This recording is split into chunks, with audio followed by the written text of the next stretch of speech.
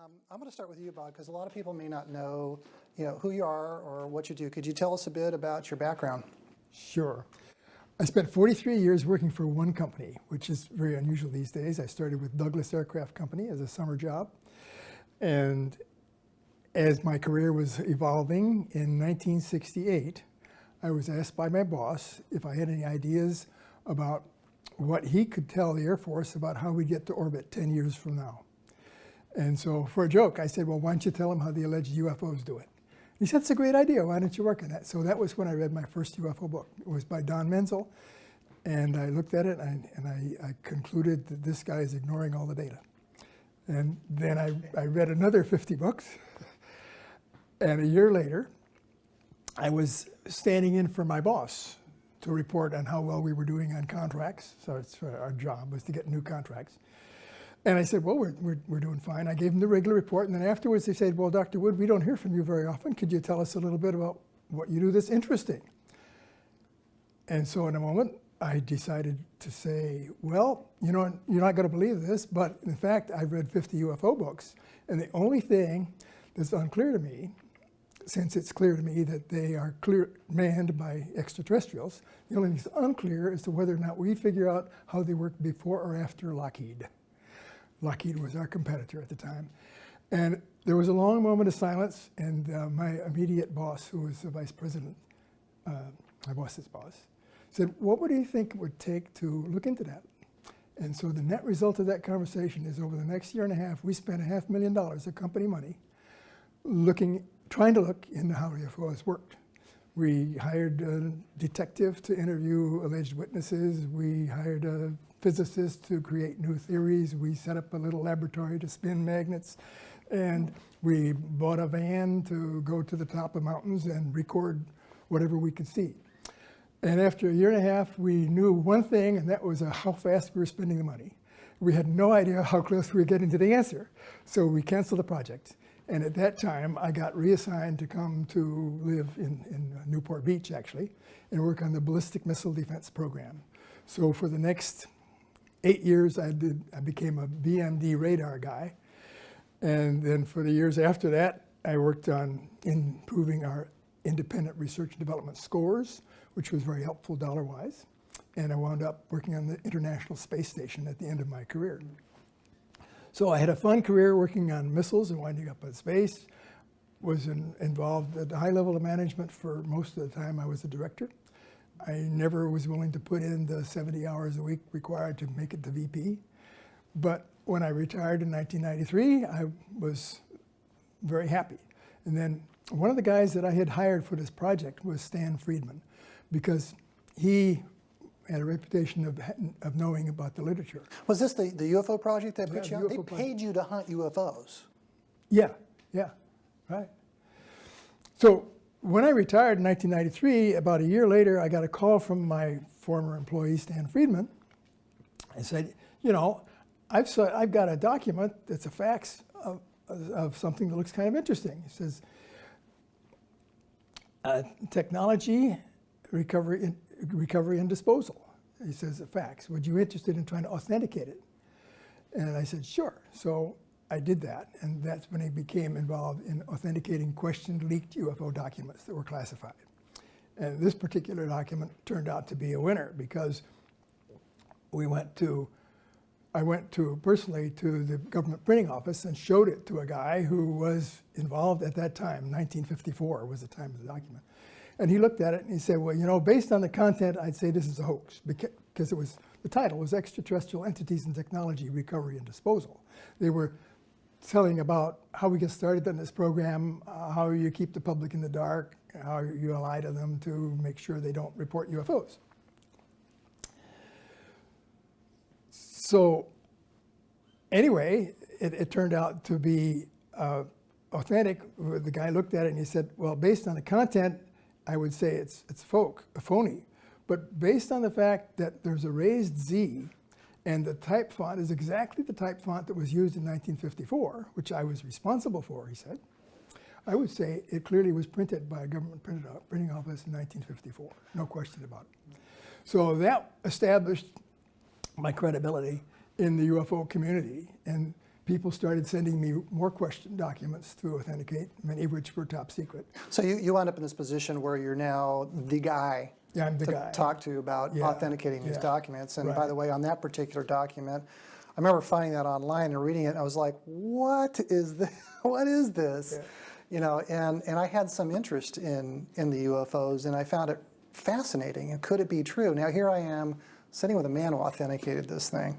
Let me ask you, before you came across those documents, before you read your first book, you're in college, did you have any interest or knowing of UFOs? And I think I read one book by Gerald Hurd called Is Another World Watching? And his theory was that they must be insects because the accelerations would be sustainable only by insects that had their structural shell on the outside. And that's, as I recall, the only book I ever read until I read this first one by but it's playing our realm of knowledge of three-dimensional aerodynamics and nothing about inertial. Cancel. Yeah, my degree was in aeronautical engineering, and then I had a PhD in physics at Cornell. Yeah. So that's why I got the job of being a radar expert, because they didn't have anybody who was a radar expert, and they figured anybody with a PhD in physics ought to be able to learn it. So that was how I got involved in radar. I mean, even when you're out chasing these things, I mean, you said cameras, you're on the mountaintops with this van or what have you. Did you ever catch sight of anything while you were out there? Did you see anything? No, we sent this van, I didn't go personally, but we sent this van to the top of a mountain where allegedly there had been many UFOs reported. And he was there for a week, and he took photographs of anything interesting, but there was nothing to see. So it didn't really nothing you could put your finger. That was a good example of why we canceled the project. You know, we spent all this money to instrument this van and got nothing. Mm-hmm. Fascinating. So that then after I established kind of a mini reputation in the UFO field, I got a call from a guy by the name of Joe Firmage. He says, I'm a .com executive. He said, I understand you've got question documents about UFOs. And I said, yes. He said, well, I'd like to borrow them and authenticate them. And so I said, well, and then he said, what do you think they're worth? I said, I don't know, they might be worth millions. So after that, then I called up Hal Puthoff, who was my friend, and said, this guy claims that he knows you. He said, oh yeah, Joe Firmage, he's a good guy. And so I called Joe back and said, yeah, okay. He said, well, I got a yacht in Newport Beach, and you live there. How about coming down this Sunday and showing me the documents? So I said, okay. So I found his boat, showed him all the documents. And my first wife had been pretty skeptical about my wasting my time on UFOs after I retired. So I had a little skeptical attitude when I visited with Joe. But Joe looked at him, he said, these are exactly what I want. And he said, what I'd like to do is I'd like to offer you the opportunity, if I authenticate these, then I will print 2,000 copies of the documents, and you can have those and sell them. And so I said, well, Joe, is that all? Did you have any other cash involved? Oh, he said, I forgot. And he opened his briefcase and he took out a check already made out to me for $500,000. Wow. So, you know, the UFOs are clearly a complete waste of time for you. That's right. And you shouldn't focus any more time on that. That's right. So I came home from that meeting and my wife said, well, how'd the meeting go with Joe? And I said, well, pretty good. She looked at the check and said, how do you know it's any good? So, of course. Well, that's what women do. You know, they look at men sideways. That's their role in life. Right. So anyway, it turned out it was written on the same bank I banked with, so I went to my bank the next morning and they said, can you tell me about this account? And 2 minutes later, they said, the money's all in the account.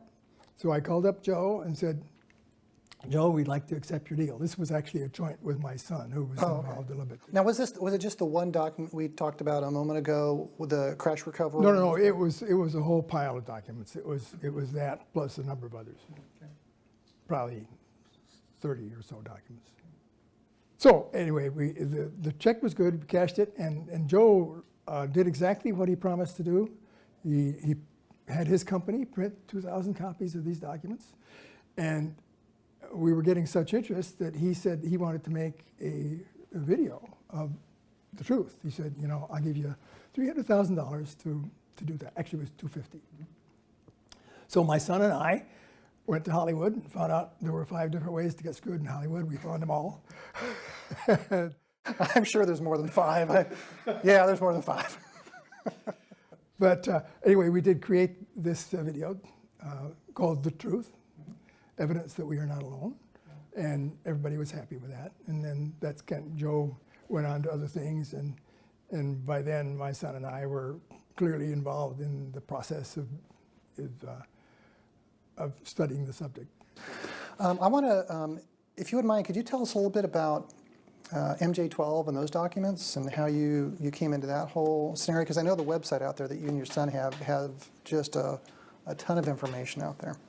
Well, yeah, the website is majesticdocuments.com, and that's where my son actually set up that website. And in that website, we put in a high-quality scanned copy of every document that we have. Actually, most of whom, all of which are in the other room, just a few feet away from where we are. Each document has a story to tell of its own, and then there's an authentication issue associated with each one, varying from really rock solid occasionally, where it's a copy of something that was supposed to go to the MJ12 of the CIA, and, to documents that seem to be the right kind of words at the right time, written by the right guy, but you can't prove that they're actually were, in fact, top secret documents. So I get the impression that maybe there's, I haven't really dug too deep in all honesty. I'm not super familiar with MJ12, a little inkling about that. So for our viewers who don't know. Well, I think a good example of an MJ12 document would be one that was written during the very early part of the war, actually just before the war, because at the so-called Battle of LA, which is like February 25th, 1942, after we shot down after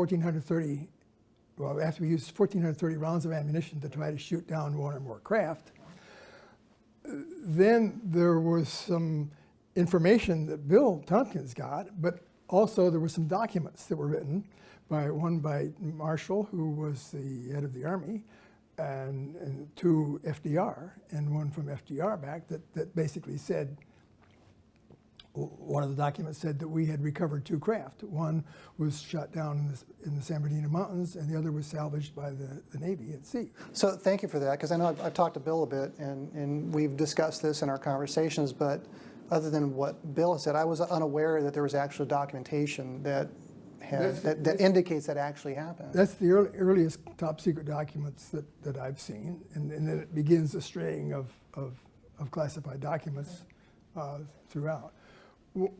One of the things that Bill told me recently that surprised me a little bit is that the documents that he was dealing with, even though they were clearly super top secret, were not stamped at all. And the Navy seemed to feel that was better protection if you just control physically. Bill, was it an issue of better protection, or was it just they hadn't maybe advanced their compartmentalization of security to that point? Actually, like Bob says, it was so classified, the best thing to do is not classify it at all and keep it in your own facilities. And the admiral that was handling that, Admiral Ricabata, 4-star, that was his approach. He just said, we're not going to put any document out of this facility that's even confidential. So every trip that we made, we didn't handle any security documents.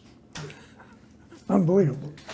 So all these documents you're digging up that you're now authenticating, be the MJ12 or other governmental documents that are kind of pointing some kind of evidence, be it circumstantial or otherwise, they're not marked. They don't really kind of give the blessing that this thing ever existed within a security structure.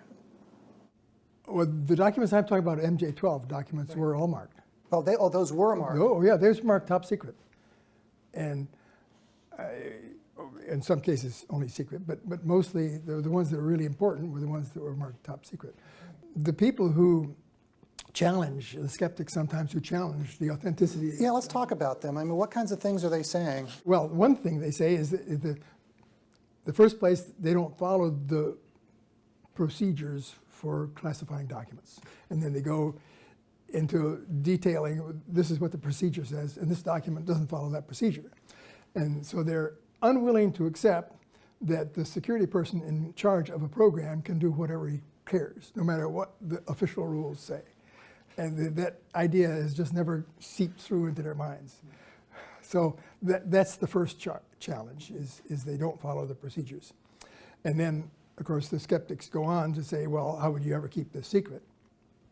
You know, and that's still an extremely valid question. I mean, as I've talked more and more to Bill and learned more about what really went on that we didn't learn about, I mean, basically, if you can convince somebody that the Germans got to the far side of the moon before the war ended, then you can convince them of anything. But it's very hard to make that first step.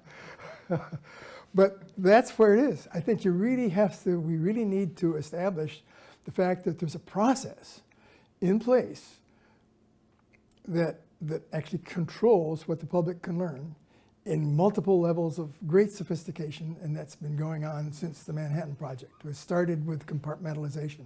Yeah. So for you, it's a chase, really. I mean, I can see the passion you have with this. I mean, you've got to be doing it for this long. I mean, there's a passion there, clearly. For you, based on all the research you've done, is MJ-12 real? Oh, absolutely. Yeah. They don't know everything that's going on, though. The MJ-12 people were mostly associated with Air Force, thought that they were a separate entity and were really in charge of everything.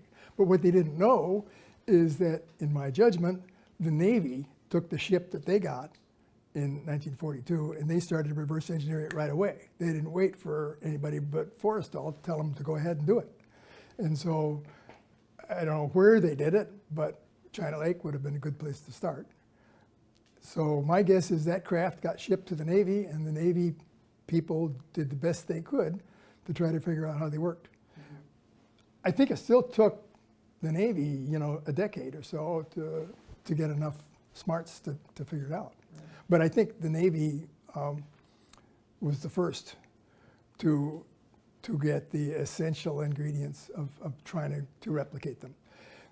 The interesting, ironic thing is when I was first offered the opportunity in 1968 to figure out how they work by my management, the thing that makes me really think twice now is that it had already been done when I'm in 1968. I'm sure that the Navy knew how they worked by then, and probably the Air Force too. Interesting, but Douglas didn't. No. No. As close as Douglas was to the Navy, you'd think, you know, hey. Well, the first crash actually was a crash at Cape Girardeau when there was a minister who was asked to come out to bless the bodies. And that crash, the Army got parts and the FBI got parts. And then, of course, in the Battle of LA, the Army got more parts and the Navy got parts. The CIA, in the meantime, was lurking in the corners trying to get their hands on whatever they could, the counterintelligence people, the CIA, Angleton in particular. So that these multiple agencies all trying to keep control of the recovered parts, not knowing that their colleagues had other parts. Well, I mean, but Bill, your book kind of touches on a little bit of that tug of war with parts and pieces. Yes. So it's just interesting to hear you talk about this, and we get to read about it in Bill's book as well. So yeah, the remarks that I'm making right now are different from the ones I would have made 10 years ago before I met Bill. Yeah, well, see, let's talk about that. So let's go there. Let's talk about, here's a man, PhD, Cornell, aeronautics engineer degree from Colorado, basically a rocket scientist, right? Cooling systems, I believe, on the rockets is what you said. 43 years at McDonnell Douglas, a stellar career. And you've got this gentleman who was pulled out of the 9th grade, thrown into the service. And and now here he is pitching this program that fixes everything for Debus and von Braun, and it becomes, our Apollo program. How did you two get together? How does a guy like you connect with a guy like this and then cross over? Tell us a little bit about this story, about the thought process you had to go to kind of, quote unquote, come on board with the reality of the ETs. Well, let Bob say how we got together, because it's really one of his friends in the business that got me to go with Bob. Well, my recollection of first talking to Bill was on the phone when I got a phone call from him. And he started telling me a little bit about his story. And so I wrote down a page's worth of notes. I thought, well, this is kind of unbelievable. Thank you for being honest. But I had one of the jobs I was given back at the Douglas Aircraft was to interview people who from the outside world who had ideas. And I found that no matter how wild or weird they sounded, it was always good to listen to them, because one time out of 10, their idea would be based on some facts. So I had trained myself to never turn anybody else just because they had a wild idea. So I listened to everything that Bill had to say, took notes, and concluded he had some interesting things. And I think we concluded that we had to meet face to face. Right. Yeah, so you had this practice, having worked at Douglas and have done this before, so you're just practicing the same thing over the phone with Bill. What was this, a few years ago? When did you all meet? 2009. 2009. It took a long time. He said, well, I've been writing a book. And it turned out he had been writing a book with, I think, at least 3 other kinds of editors who were unable to extract words that could be printed. And so I looked at what had been written so far and concluded that it needed a lot of work. And in terms of sequencing things, in terms of sometimes the grammar and stuff like that. Sure. But his story fundamentally intrigued me, and I think it was probably only after the first year or so I felt, well, this guy's, he's real, he's telling the truth, he's telling everything as best as he can remember it. And I wish I could remember as much as he can remember, that many years ago. But I never doubted for a moment, well, after we became acquainted, that what he was telling me was as best as he could remember what really happened. He didn't evaluate or embellish on anything. If he didn't know the answer, he said he didn't know. And so that made me feel comfortable that. Not quite, because for the first 6 months, he didn't believe one word I was telling him. Chime in anytime, Bill. Let's hear it. Yeah. So anyway, we started shaping the book up, and it took a long time until I got seriously interested in actually making this a real book. And I forget exactly what it was that triggered me, but in the last 2 years, was it 2014, I guess it was. Yeah. We really started to look at drafts, and then because I had published a book called Alien Viruses using Richard Dolan and CreateSpace, which is Amazon's subsidiary, I was encouraged to think about how easy that would be just to publish it myself.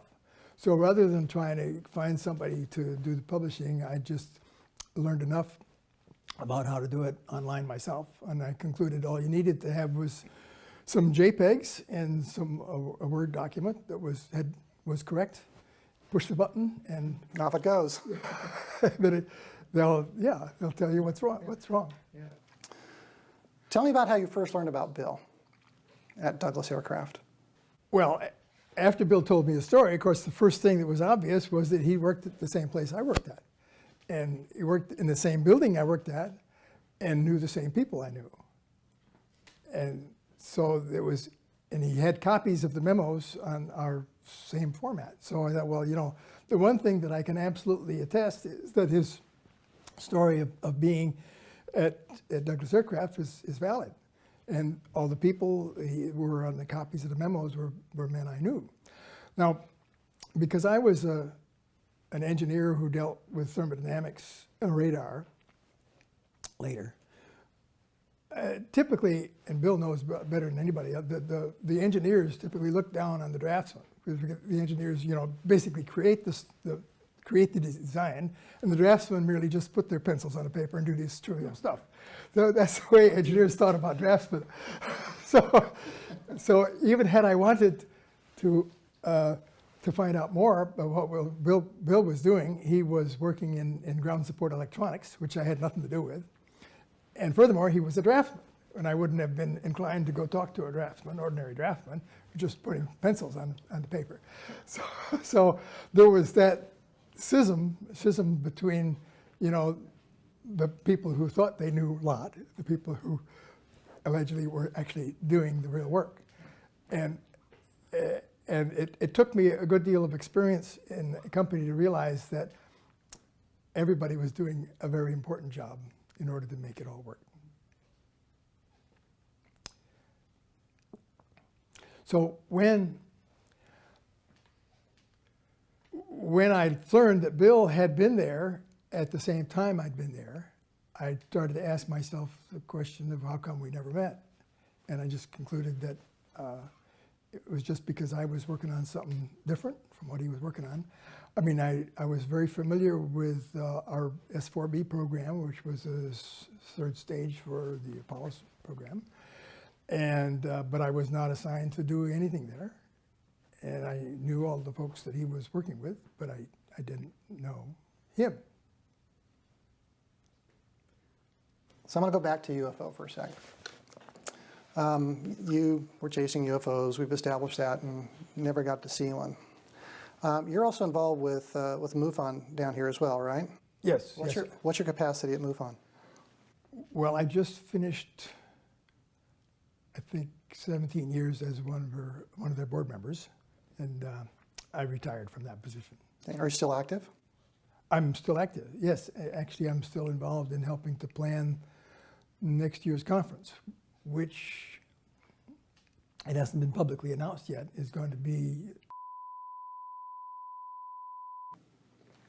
Do we want to broadcast that now? Because this is going to go out.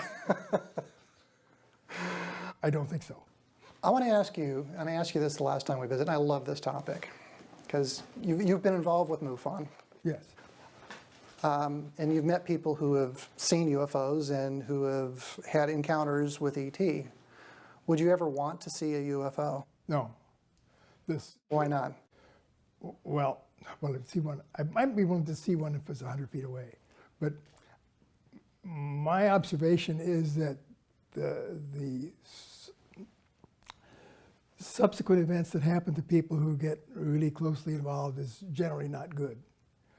There's probably exceptions, but I haven't ever personally seen one. I've never personally been threatened that I'm, quote, saying too much to the public. I've spoken with the Rotary Club, the Exchange Club I belong to, telling them what's really going on, and nobody seems to care. So, yeah, it sounds about right. People are pretty busy with their lives, and it's not anything that kind of affects them. Right. But I think with respect to actually becoming involved with interacting with an alien, I don't think that would necessarily be good for my life. I'm happy with my current wife and my current situation. Being involved in this as an editor, communicating what I think is a real word, is a lot of fun. So far, nobody's threatened me. And if they did, I might stop. Who knows? Yeah. And I just find it interesting. It just seems like a little bit of a contrast. You know, you've got a guy who's helping Bill, writing the books, extraterrestrials, but just keep the UFOs and the ET away from me. So I think that's so funny. How about you, Bill? Have you ever seen a UFO, Bill? Do I need to ask that question? Well, actually, I saw one on a photograph of my uncle.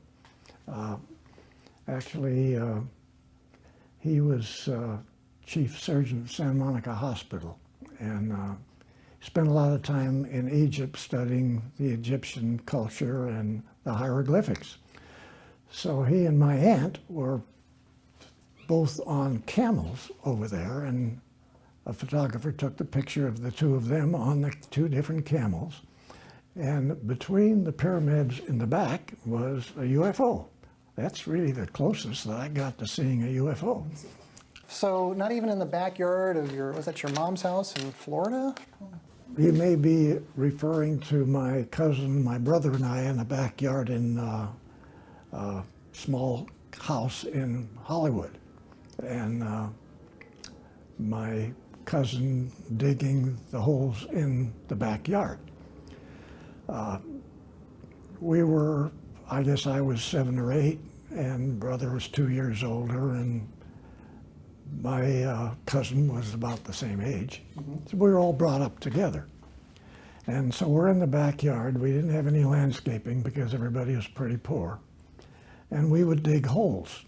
And we were digging holes in the dirt in the back. We'd actually go down and pull the dirt out and go down deeper and pull the dirt out. And then these ports came over. And they were watching us there. And so the first thing you say, well, what's aboard? And so these were just really nice, small people that they wouldn't just appear, but they would come, they always came from around the side of the house, like from the street level, along the side of the house, and then they'd appear in the backyard. And they would be talking in some sort of language, and very friendly, watching us dig the holes, and then they dig some holes too. And finally, it got to a point where they were interfering with my cousin's hole, and so he had to sort of make them back off. And but we didn't go as enemies, and they would leave. So again, the question came out, who were the Borts? And I guess Bob doesn't know much about this part, but That's true. my cousin, John Handon, he got malaria in the Pacific during World War II, came back, got his doctors in geology, went to work for a Shell Oil Company down in Houston, and had to leave California. And got married, went down there. And he continued his studies and finally got a doctor's in astrophysics. And he became a very prominent astronomer. And he was funded in a hole drilling program off of the East Coast down on a platform underneath the ocean where they drilled down the deepest hole for research at what the planet was made of underneath the ocean bottom. A lot of publicity about it. And so he became an advisor to TRW Systems, which I worked at quite a number of years after I had left 12 years at Douglas, where Bob was. And so he became a consultant to us. And it was interesting that his Borts continued to be involved in his drilling of the deepest holes on the planet. Is this the first you're hearing about this? Yes. And so John got funded. He became Dean of Texas A&M, and got considerable money to study extraterrestrials. And of course, his interpretation of the Borts were that they were extraterrestrial children. That's in the backyard of a small house in Hollywood. So You know, if I'm an ET child, where am I going to hang out? You know, there's a backyard in Hollywood. Let's go there. Yeah. Let's go dig some holes. So John actually got involved in extraterrestrial, obviously from the Borts, and he was involved in studying the relationship between extraterrestrial Borts or other extraterrestrials in different parts of the galaxy. And he did many studies reviewing what extraterrestrials, who they were, what they were involved in, why they would possibly be here, were they actually here? And here he is, an astrophysicist. His job is studying dirt, structure of the planets, comes up with all kinds of philosophies about different extraterrestrials from different planets in the solar system. Is this written up somewhere, Bill? Yes, he's very well written. You got something to read, don't you? Well, no, I'm just saying that that's just a part that Bob and I hadn't gotten into much. But it was fun with them bouncing around in that backyard. With parents around, adults see them? I mean, was it just you kids back there? I mean, what? People didn't see them. Other people didn't see them. The Oh, they were there, but they didn't see them? Yeah. Yeah, that was the question. Good question, Bob. So there were adults there, but they couldn't see the ports, Yeah. but you could. And so obviously there was some sort of a connection there. Now, I have to go back from that to Uncle Harding's hobby, because like we said, he was chief surgeon at the Santa Monica Hospital, was making extremely good money, had a beautiful, large home 4 blocks from the beach in Santa Monica. And when my dad was out of a job, we stayed with them for 2 years. And he and his wife and the 3 daughters were taking continued trips to Egypt, storming over and inside of the pyramids and making arrangements to bring back all types of Egyptian artifacts. Now, Uncle Harding was convinced that the Egyptians were related to extraterrestrials, and he was convinced that extraterrestrials existed out in the galaxy and were somehow being involved in what's taking place on this planet. So his work was studying everything that he could find, looking at all aspects of the Egyptian civilization here on this planet, and what were all the artifacts.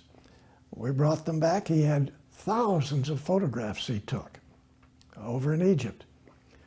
Brought them back, set up studies, different people on all different subjects.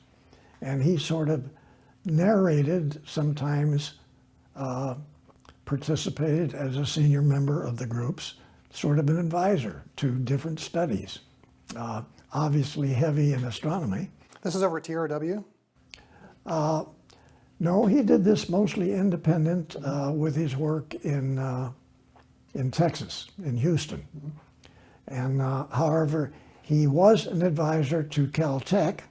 He was also an advisor to TRW systems, and became a principal in the program. What the Borts had to do with it, anybody's guess. The principal in what program are we talking about, Bill? Primarily in communications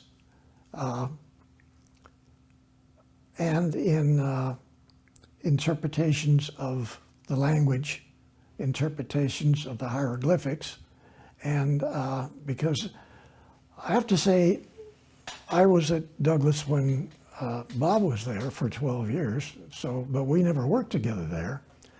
But we worked on many of the same programs, same missile programs, and just doing different things. And so at Douglas, I sort of got involved in a different manner than Bob had on extraterrestrials. And so I was addressing some of the things that I had been involved in the Navy, which were heavily involved in the Germans being supported by reptilian extraterrestrials before World War II and during World War II. And this is a whole different story, a whole different box. Right, and we can go there in a bit. I want to go back, just try to summarize some of what you said, because I'm a little bit lost on Dr. Harding, his work with the Egyptians. What is the communications? How does that tie into aerospace, UFOs, extra, is it supposed to, or is this just a sign? Well, I mean, yeah, remember he's a geologist, a geophysicist, and one of the areas which TRW was studying, Redondo Beach, was the geology of the planet as being maybe not the best thing that we would like it to be. So both, you're talking about stability. we're talking about the actual structure of the planet from a astronomer standpoint, structure of the planet from a structures standpoint, where both of the two areas, TRW and my cousin's work, were studying this planet. They were studying the other planets and the moons in the solar system. They were studying the distances. They were coming up with different reasons for strange things happening in the the planets around the solar system. Strange things were being happening with possible extraterrestrials. So one of the studies at TRW was to take a look at the planet itself from, say, thousands of years ago. And way back, of course, they found that there was only one continent on the planet, and it was on one side of the planet. So they made the assumptions that the planet was trying to fix itself because over several weeks, these single continents moved out into separate continents. The American continent, European continent, and this sort of thing. Are you following, Bob? Yeah, I think it was several years, but not. That's the way Bill talks, yeah. So weeks is years, decades, whatever. So it's all good. Time has gone by. Yeah, but this effort is very interesting. Well, yeah, because- I'm trying to tie it all into like the Egyptian communication thing. I mean, we're like, we're out in the stars, we're back here, it's structures. Well, if I could inject for a second, one of the perspectives that I think the person would need to understand what Bill is saying is that his time at TRW, which was like 68 to 71, somewhere in there, that TRW's scope of activities and involvement was huge. There's anything that was an unanswered question in the world is something that they would look at. Right. And so they'd set a team of people on it that would be unique to themselves. They wouldn't talk to other people. It would be compartmentalized. It was a classic example of compartmentalization. So they would study it down as deep as they needed to and get the answer. They would, for example, some of the kinds of questions they were trying to answer is, well, who really built the pyramids? You know, and well, is that what Dr. Harding was doing then? Was he part of the TRW research into the pyramids and all these artifacts? Because we went from Bortz to the pyramids to structures to TRW. So I'm just trying to connect the dots and understand how Dr. Well, that was just one example, but I was trying to say, there's a dozen different subjects that TRW was studying. Like, could you invent some other way to get engine for cars other than gasoline? And that's one of the examples of Joe Papp engine that Bill was actually in charge of that was canceled by the people from Detroit. Mm-hmm. And then how did they actually build these underground tunnels? Issues like that. What was the story on Muslims? Is there? I'm not quite sure what question they were trying to answer, but sure. But there was but they had a dozen or so studies of this sort, each one of which at the end of it would be something that was extremely exciting to mankind as a whole if they knew the answers. Mm-hmm. And literally, they had unlimited funds. This was very, very unusual. It was really the first major think tank type of an organization that just had nothing but money to study literally every subject, like Bob is saying. Mm-hmm. So there was hundreds of laboratories, hundreds of sub-laboratories. And like Bob said, they were compartments. They didn't know what was going on in the other labs. Remote viewing would be a good example. Okay, there you go. Very heavy in remote viewing. And so the point was that here is this astrogeophysicist cousin of mine who then becomes an advisor to the people at TRW that are studying galaxies. They're studying not just stars and planets, they're studying different galaxies. And then they're come to the conclusion that there's more than one galaxy. And within less than 3 years, they figured out when I was there that there may have been 1,000 galaxies.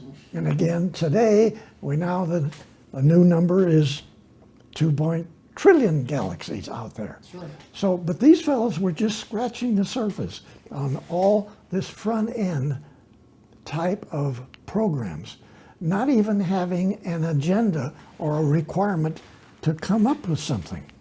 They were simply studying it, these top level people, and here my cousin would give a briefing on his thoughts of what the structure of the planet was, why it was a poor place to be, because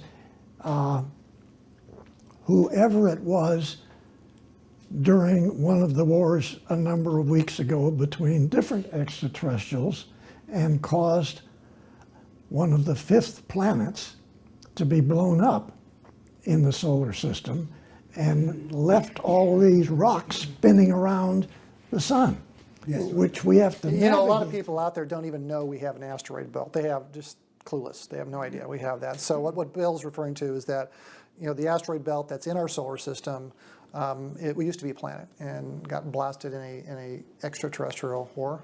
Yeah, and so they're addressing all of these different subjects, and they're addressing the fact that the continent, the American plate continent, is climbing up on top of the Pacific plate. I'm sorry, the Pacific is climbing on top of the American plate, and it's going to push it down into the magma again. It did this before, several weeks back. It even did it before Noah had his flood, okay? And yes, there was more floods more recently than just the one that everybody knows about that Noah was involved in. And then we find that, gee whiz, there were 4 more between Noah's and us, our time-wise. So they were studying virtually everything that was going on in this TRW Space Systems secret tank facility. And they had beautiful facilities there. Unbelievable. My office was on the 2nd floor of an all-glass building, I opened out with a big piece of glass that went from the floor to the ceiling, all futuristic furniture, everything space-like. They had money. Money, and it's a fun place to work. And a fun place to work, yeah. Fun place to work. But way before that, I have to get back into Bob's part where, for whatever reason, back when I was a kid, 9 years old, I built some models of what I thought would be spaceships. I was very interested in that. And my dad had taken us up, my brother and I, up to Mount Wilson, and we got chances to look through the telescope and talk to the astronomers. And I came up with something about, which I shouldn't have said, at one of those briefings, which was, which of the stars has the planets where the people are living? And so you don't say that in front of astronomers, because astronomers did not believe that there was any other living organizations out in the play.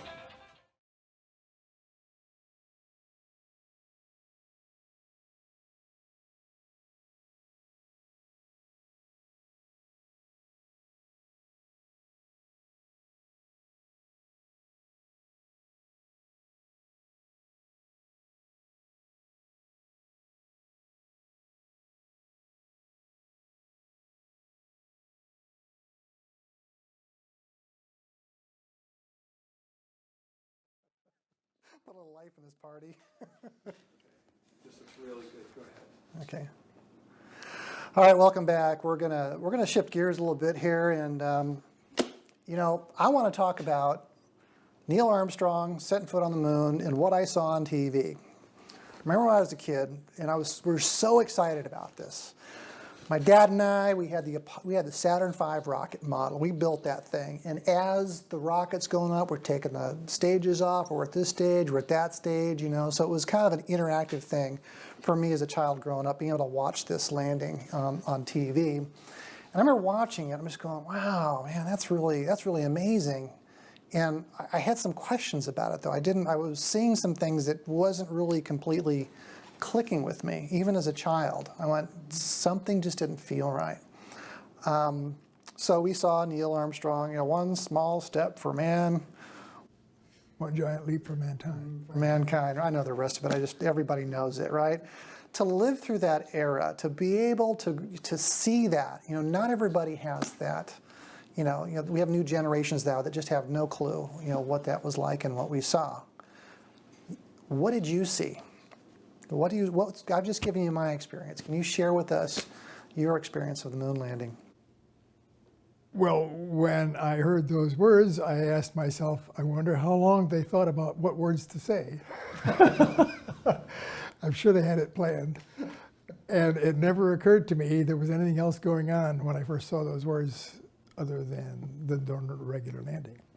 So when Bill told me that he was watching TV in a secret room, and that on the TV that there were craft on the crater at the same time that Neil Armstrong was, or close to when Neil Armstrong was saying these words, I was stunned.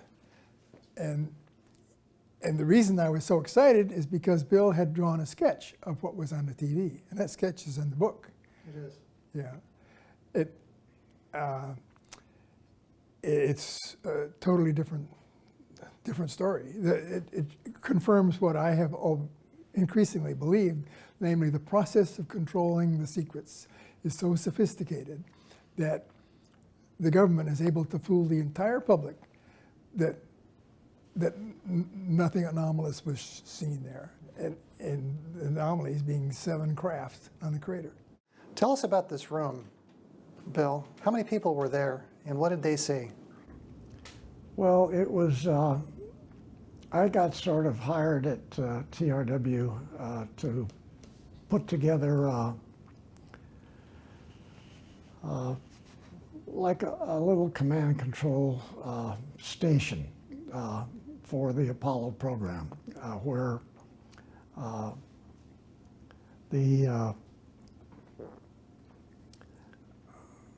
facility actually set up straight contacts with mission control in Texas, so that we got the same information going and coming and listening to the astronauts' comments. And it was in not a large room. It was off-site, not on the regular facility at TRW.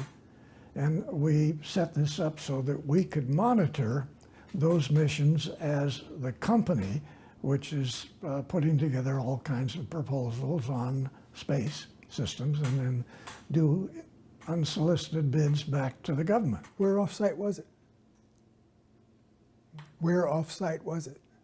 That's the first time I ever heard of that. Me too.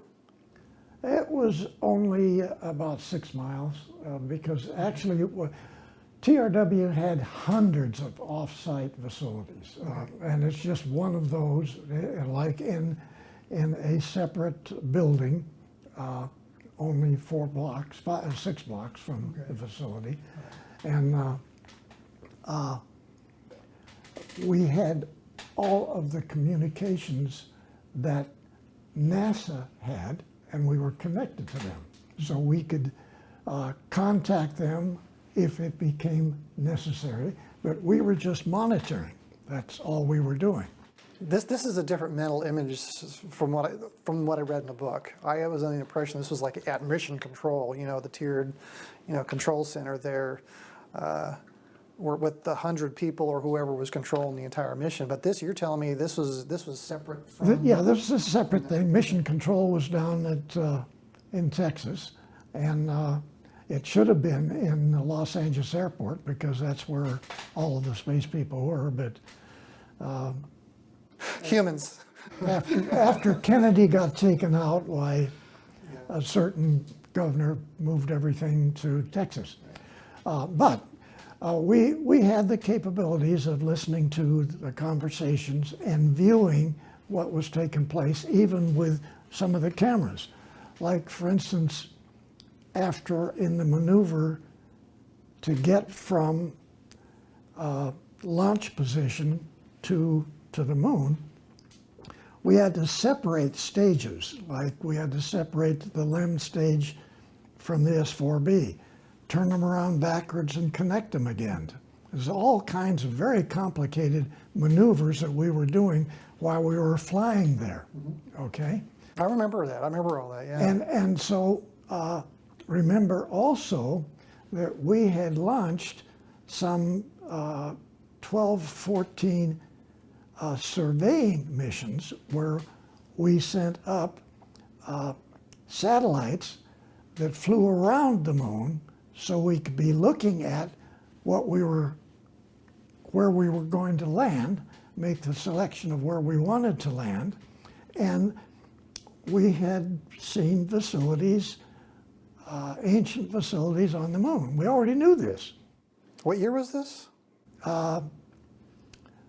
This was, I guess, the last year before the actual launch. Okay, so who are we? Is it who are we? Is it NASA or is it? I'm speaking of NASA. We NASA, and so these. Before the first man went to the moon, you don't just go there cold. What you do, it was the program to go, and several different vehicles were sent up to photograph different areas, even to confirm the location that they wanted to land. Was there any problems around that? So these vehicles go out, the cameras get turned on, they make their missions around the moon, and they take their photographs as they're going around. So, and those are programmed from NASA facilities here. That's not the one that we had at TRW. But that was already programmed, so we, supporting NASA, we, TRW, saw some of the photographs of the previous non-manned missions, which showed buildings, ancient buildings. We also saw translucent buildings which were parked like a building could be 3/4 of a mile high, glass, and be 1.5 miles above the surface of the moon. So Bill, this was over a period of months or just in the vicinity of the Neil Armstrong landing? It was like these appeared over the year before the first launch, man-launched vehicle. Okay, so we found all kinds of, NASA found all kinds of new things, which of course they didn't release. Was TRW getting this at the same time as well? Were they aware of No, this? but before that, we were getting the same information from our people in NASA, okay? So we're like in bed with the NASA missions. We're making recommendations and program. We have a contract. So TRW had access to the medical communications. Yeah, and we had access to most everything on the program, Okay. communications-wise, everything. But this separate little building thing was sort of different in that this gave us, at our facility here in Los Angeles, sort of a window to what Houston was looking at, okay? We got sort of this stuff. And maybe not legally, but we were doing this. Okay, anyway. Well, Bill, did you see some of these buildings also on the TV? Did your eyes personally see these? Yeah, we saw some of the structures. But did you see it? But wait a minute, yeah, but we saw those He keeps down saying at we. the, wait a minute, that was down at the NASA facilities before the first manned mission. Okay. Yeah, so you've mentioned that. So because they had to do the Yeah. reconnaissance, but did you personally yourself lay eyeballs on a building a mile and a half above or on the surface of the moon? One of the ones that I saw was a glass building that was floating like a mile above the surface. You saw that one. Yeah. Was it lit up? Was it broken? Was it? It looked like a translucent building, not clear. The pictures weren't clear. That same series of photographs that they had, that NASA had, showed 3 different areas on the other side of the moon which had ancient structures on the surface of the moon. And we saw those before any manned mission. It's exciting new stuff to me. It is, as it is for me. I'm agape. I can't, I'm just like, Okay, wow. Well, so, hang on. So here's a question for you, Bob. And please, we're going to come back to that in a second. At what point does a building stop becoming a building and become a spacecraft? It's a mile and a half above the surface. And okay, what we were looking at, and this is down at Huntsville, because most of the studies, the data went immediately there. They didn't decipher the data in the command center in Houston. Everything went to von Braun's, Dr. Debus's facility. what's on your mind? What are you thinking? What's on my mind? NASA never said anything except that Houston was in total command of all these missions. And they never admitted that the Huntsville had anything to do with this level of activity. I mean, Huntsville basically was initially kind of an Army program. Yeah. And, but clearly, Bill is saying is that von Braun and Debus were able to get access to the top secret NASA stuff on the side without a lot of people knowing about it. Because they were running it. Yeah, yeah. Bill, I think I'm reflecting on my insistent question about this mile and a half thing. I may have misinterpreted what you said. You said a mile and a half above the surface. Does that mean it's floating above the surface, or is that the structure's a mile and a half high? The structure is a mile and a half high, and it's stationed there. Okay, it has a permanent station position. Floating. Floating. So it's not Floating. attached to the moon. It's still. So No, it's got nothing. It's not attached to the moon. It's just one, and it's a rectangle, like a rectangle building. like a skyscraper. Or Big whatever, square, your standard, yeah. Long, rectangular. First time for that. It almost looked like ice that you put in your drinks. So is the altitude that this structure is floating above the moon a mile and a half above the moon's surface? Yeah, above the moon's surface. Okay, and how big? And so the structure, it's hard. It'd be difficult to kind of gauge the size. It could be like a 200-foot,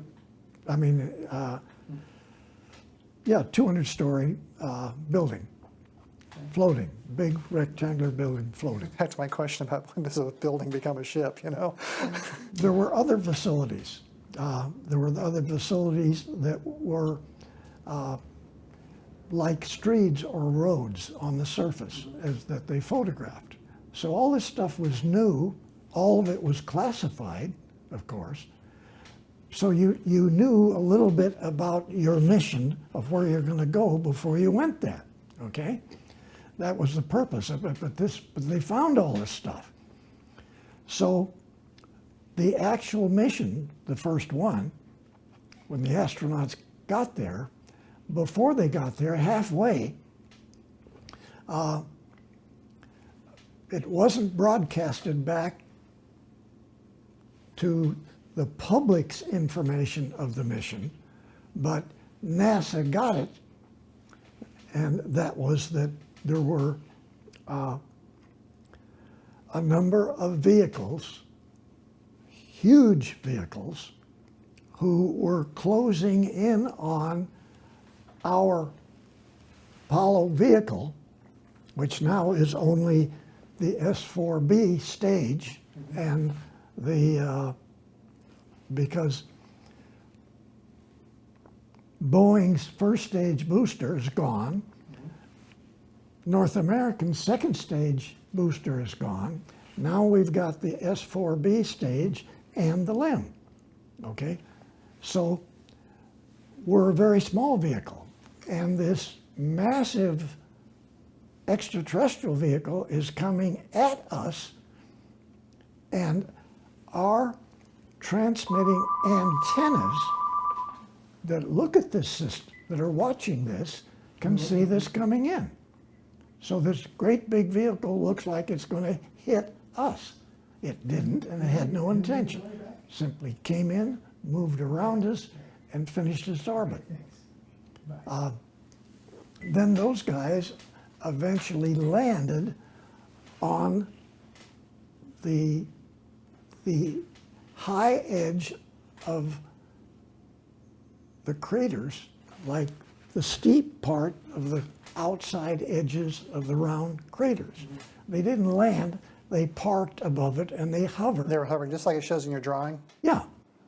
Now, these ships had closed on the rocket and passed them, landed down there, and waited for them to land? Are these the same ships that they saw? Well, actually, they came in, obviously not to damage us, our direction, but saying hello or whatever, okay, or giving us, no, that came later. I have a question, Bill. Do you have any knowledge as to whether the astronauts were shown this previous information about what was on the backside of the moon or not? Were they kept in the dark? That's a great question. The personnel that were on the mission were knowledgeable of what was there, okay? So all of the astronauts did not know, but the astronauts that were making the mission were told ahead of time they were to look for that as they made their orbit around the moon to set up the landing mission. Okay, thank you. High clarity. But I'm just saying that if you hear the conversations between Mission Control and the Apollo, they're talking about seeing as they orbit around the moon before the landing, okay, because you don't just come and land, you orbit. They're talking back and forth at different facilities as they're flying around the other side, which then confirmed the mission that their unmanned satellites missions went up there and photographed. The unmanned ones that were photographed before the first manned mission. So yeah, that stuff was confirmed, and it went back and forth in the conversations. And even to the point that one of them wasn't there, it was further over to the southwest part of so-and-so. So those kind of conversations were going back, none of which the public heard, and even none of which some of Houston heard, okay? What got back to the command center, mission control in Houston was broken and split too. Not everybody there heard everything. Not just they covered it up, Other people covered it up for normal public, but Right, it was, sanitized, it was even covered to individuals. Bill, because this communication system was part of your responsibility, that meant that you probably went to this remote building more than just once, right? Yeah, yeah, So, yeah. But what I'm saying is, you didn't just see a large group of tremendously large military-like vehicles parked around the side. One of these came by and another one came by when they're still going into orbit, before they even got into orbit. And Right, so yeah. maybe they saluted, maybe they didn't. Maybe the admiral snapped his heels together and saluted. I don't know, but he had what was a friendly. Was it a Pass. friendly? Yeah, friendly pass. Do we know who they are? I mean, who are these? So I'm just saying, before what's in the book, where it says, I say that this is what happened actually as the astronauts climb down out of the little structure. They look up and they see this. They saw it before. Mm-hmm. They already saw it before. But in the book, you try to write a story, and but No, go you ahead. Sorry. don't have that part in it. During our break, I had done some research this last week on Apollo landing, and I came across a testimony by Linda Moulton Howe, who knows an astronaut, or at least a friend of Neil Armstrong. Mm-hmm. And this person, firsthand testimony, who knew Neil, heard Neil say while he was visiting his house, words to the effect of, they made me turn the limb because there were three of them down there, or something like that. I've got it here in my notes, but basically acknowledging that Neil had said something, and when he was saying it, he said it under his breath as he was looking down, staring at the floor. So was the testimony that Linda had received. Now here you are, telling us these ships are flying by, saluting, landing, and you see the feed on the Earth. Well, NASA saw that. Come on, NASA saw it. Okay. But we didn't. Bob, you and I. We didn't get to see it. No, that's right. That's my whole point. But so the other thing that come out of this is that we had other missions. We had 8 other missions to go up there and do all kinds of stuff. So you had to go down there and land first, do your first thing, and then try to adjust those other missions that you have planned that would respond properly to what we found. Right. Well, I'd like to offer a sort of global thought here. I think what Bill believes, I think, is very important for us to listen to. But what Bill saw and what he heard is unique, because that's, in effect, firsthand witness testimony. And so, Bill, some of the things that are so interesting here is that you're reporting on what you saw on the screen. That's quite unique, and that's why I think it's so highly relevant. And what you heard and what you saw when you were when you were exposed to the interviews with these Navy operatives in 1942 to 45, that to me is also unique, because you're the only person alive who knew what was said in that room that resulted in what we learned about what was going on in Nazi Germany in those war years.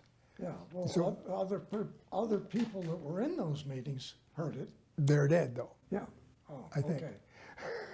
So you have, I'm glad you mentioned that. I mean, when we talk about any kind of investigation, be it legal or otherwise, or history, for example, you always want to have a firsthand account, and then you can impeach at the end of days, this guy's character, his insanity, whatever, then you weigh it, is this, how much weight do we give this in our own accepted truth and reality? What are we searching for? What do we get? Here we have Bill sharing with us a version of history that none of us have heard. We didn't see it on TV. But TV is not the end-all and do-all. I'm going to wrap up with one thing, and if you hold that thought for a second, it's about proof. First-hand testimony. I'm interested in what Bill has experienced and seen. I'm interested in what you've experienced and seen. But there's other sources of information as well that we all receive, and it's through media.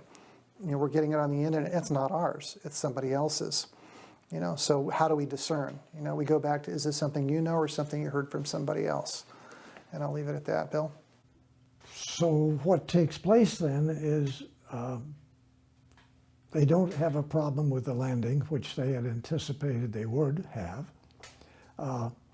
They climb down. They first thing they do is take the Freemason plaque and they put it over next to the structure so you can see both of them, and they photograph that as the Freemasons then accepting the ownership of the moon. Mm-hmm. Okay, I don't know whether we understood that part. No, I got it, but go ahead. And so then, all this before you do your real thing. They dig down in the box where all the stuff is, and they bring out the Freemason flag. And they stick it in here like this, and they stand next to the Freemason flag. Okay? First things first here. So you've seen these photos? Yeah. Okay. And I'm only saying, what have the Freemasons got to do with this? Well, we've seen the photos of was it Buzz Aldrin with his ring and his bib, you know, on the limb, you know. So you know, this is not. It's not totally new. Yeah, so we've heard this before, but you're seeing this being done. Is that what you're saying, that you saw them through the video feed, them conducting this little ceremony on the on before one small step for man, it's one planting of a flag for the Freemasons, and then we'll do the one small step. What came first? You know, what happened? Yeah, I mean, you got to ask, what are Freemasons? What are they doing here? Every one of the astronauts were Freemasons. Wow. No, I'm taking you literally, Bill. I mean, the first things first. I mean, am I getting that right? Is it fair for us? I mean, are you telling us that before you accepted that you were there, United States, accepting that you owned the moon, which you don't own it, it's not yours. Well, Walter's asking a very specific question. What the timing was the Freemason ceremony before, after the small step for mankind? No, it was before. The first thing that was done was the Freemason. The two things. In the craft or on the moon? On the surface of the moon. It just keeps getting worse, better. I don't know. It's just. No, wait a minute.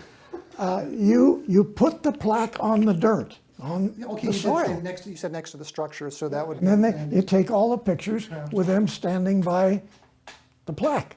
Okay. Then you separately one of the guys brings the flag down. You stand that up, and then the guys stand by the. And they climb back up the ladder into the thing, and they do the Neil Armstrong show. Yeah. Have you ever heard this? Never heard it. Brand new. Welcome to Search for Truth Reality, my friends. This is just an amazing. Well, you've read about Freemason rings. You've seen them inside the limb. Okay. But what I'm saying is, this part about,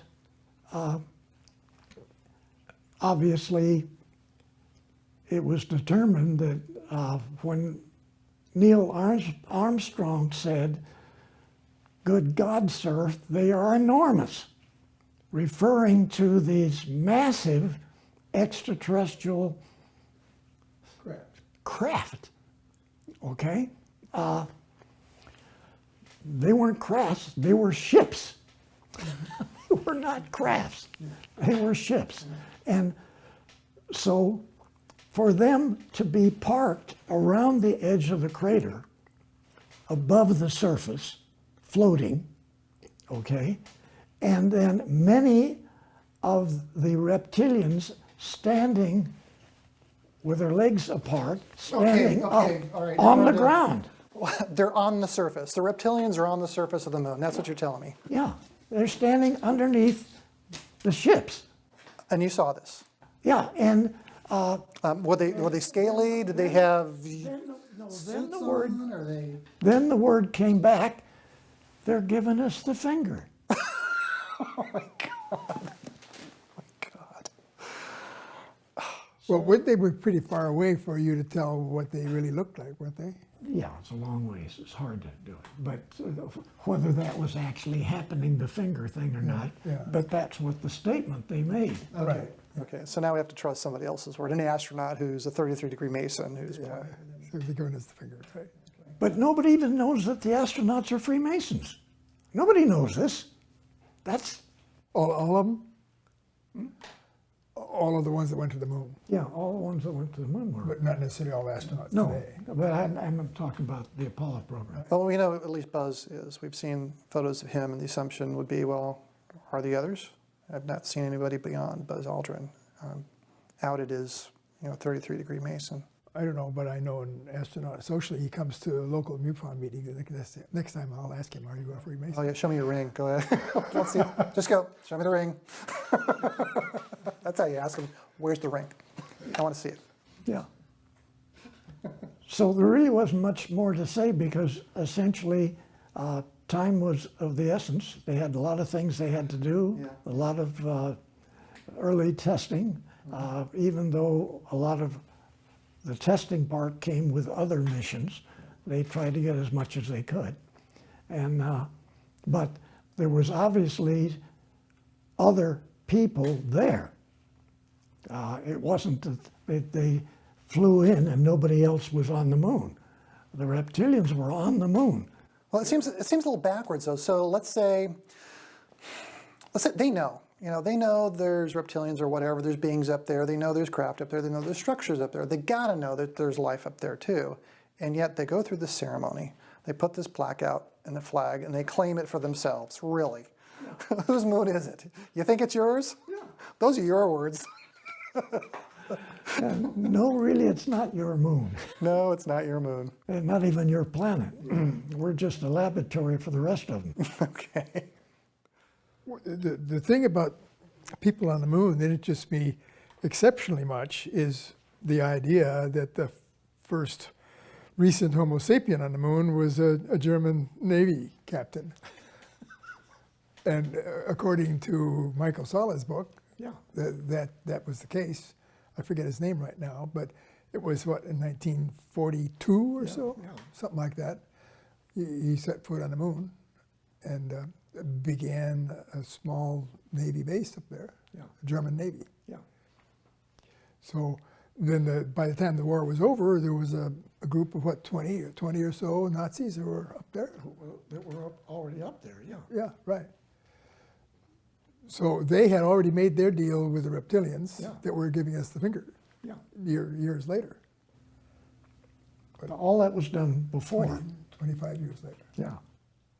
So the thing that excites me so much is, as I said earlier, the idea that the Germans were way ahead of us and even on the moon before the end of the war is something that if we can convince the public that that's true, then I think it's a lot easier to convince them all the rest of this is almost unbelievable stuff.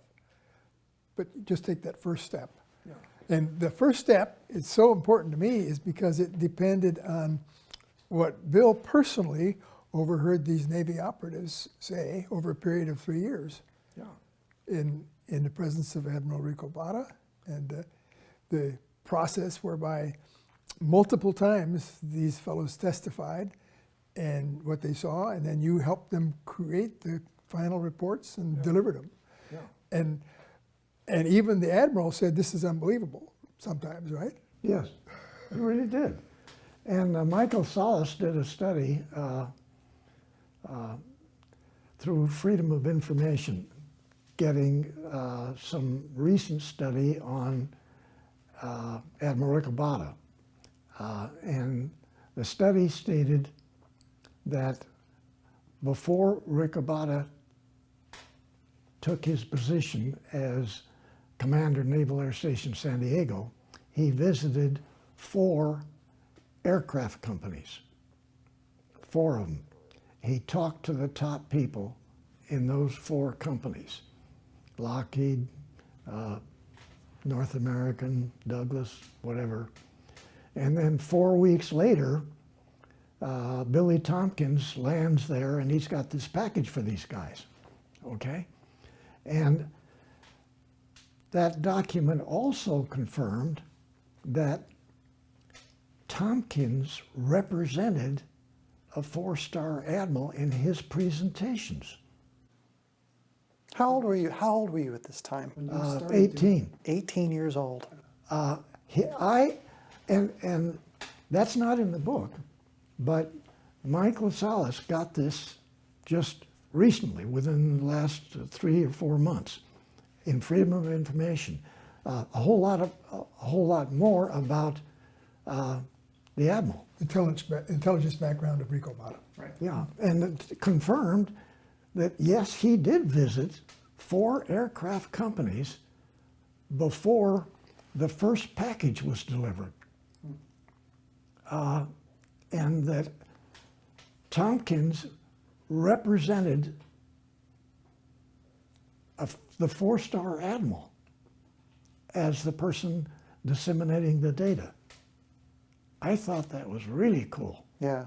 Yeah. Whenever you get any kind of validation or confirmation, really corroborating data behind your testimony, that's always. Well, I know, very Bill. great. Yeah, I know, Bill, that some of these many meetings with the Navy operatives must run together in your mind. But is there any one thing that they said that was the most amazing to you that was going on in Germany that you almost could hardly believe? Okay, so we're stepping away. We're stepping away from the Apollo, and we're going to jump into World War II. Yes, and the early life of the tender Billy Tompkins and his missions. So please continue.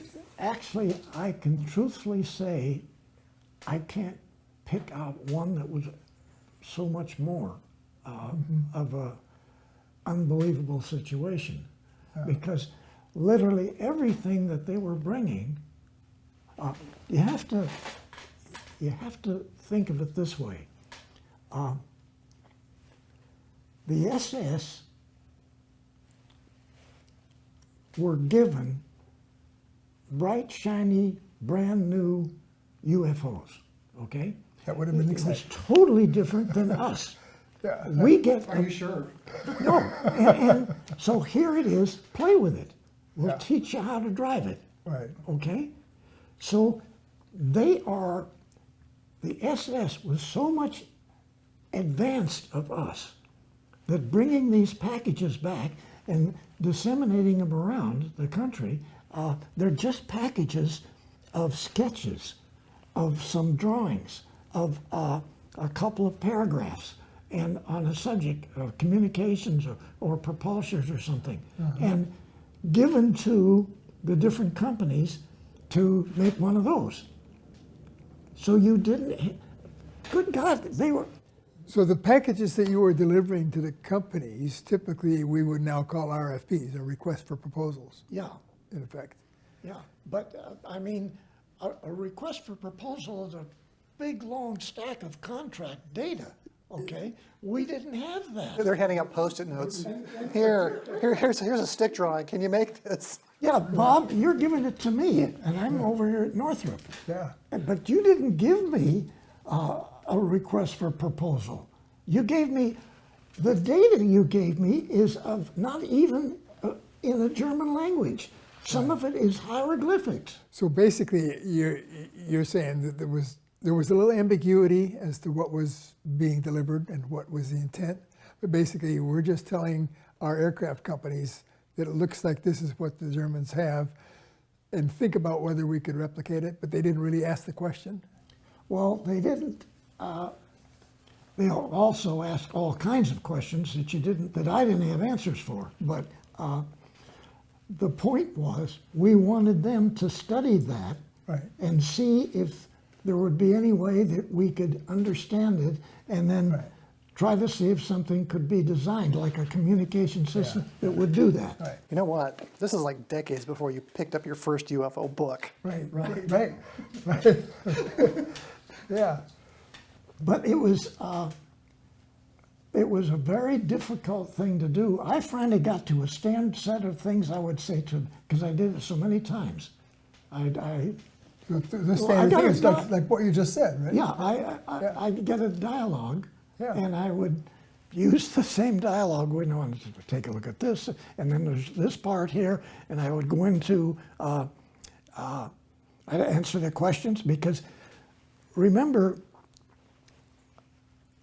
if Bob's doing it and I'm Northrop, Bob is asking me to take this, some guy's sketches, some drawings, some photographs, and a couple of documents that are not even in English or German. They're in a hieroglyphics. But typically they're in Egyptian hieroglyphics. Now, were they Egyptian for sure, or were they? Well, you don't know. You don't. They were that type.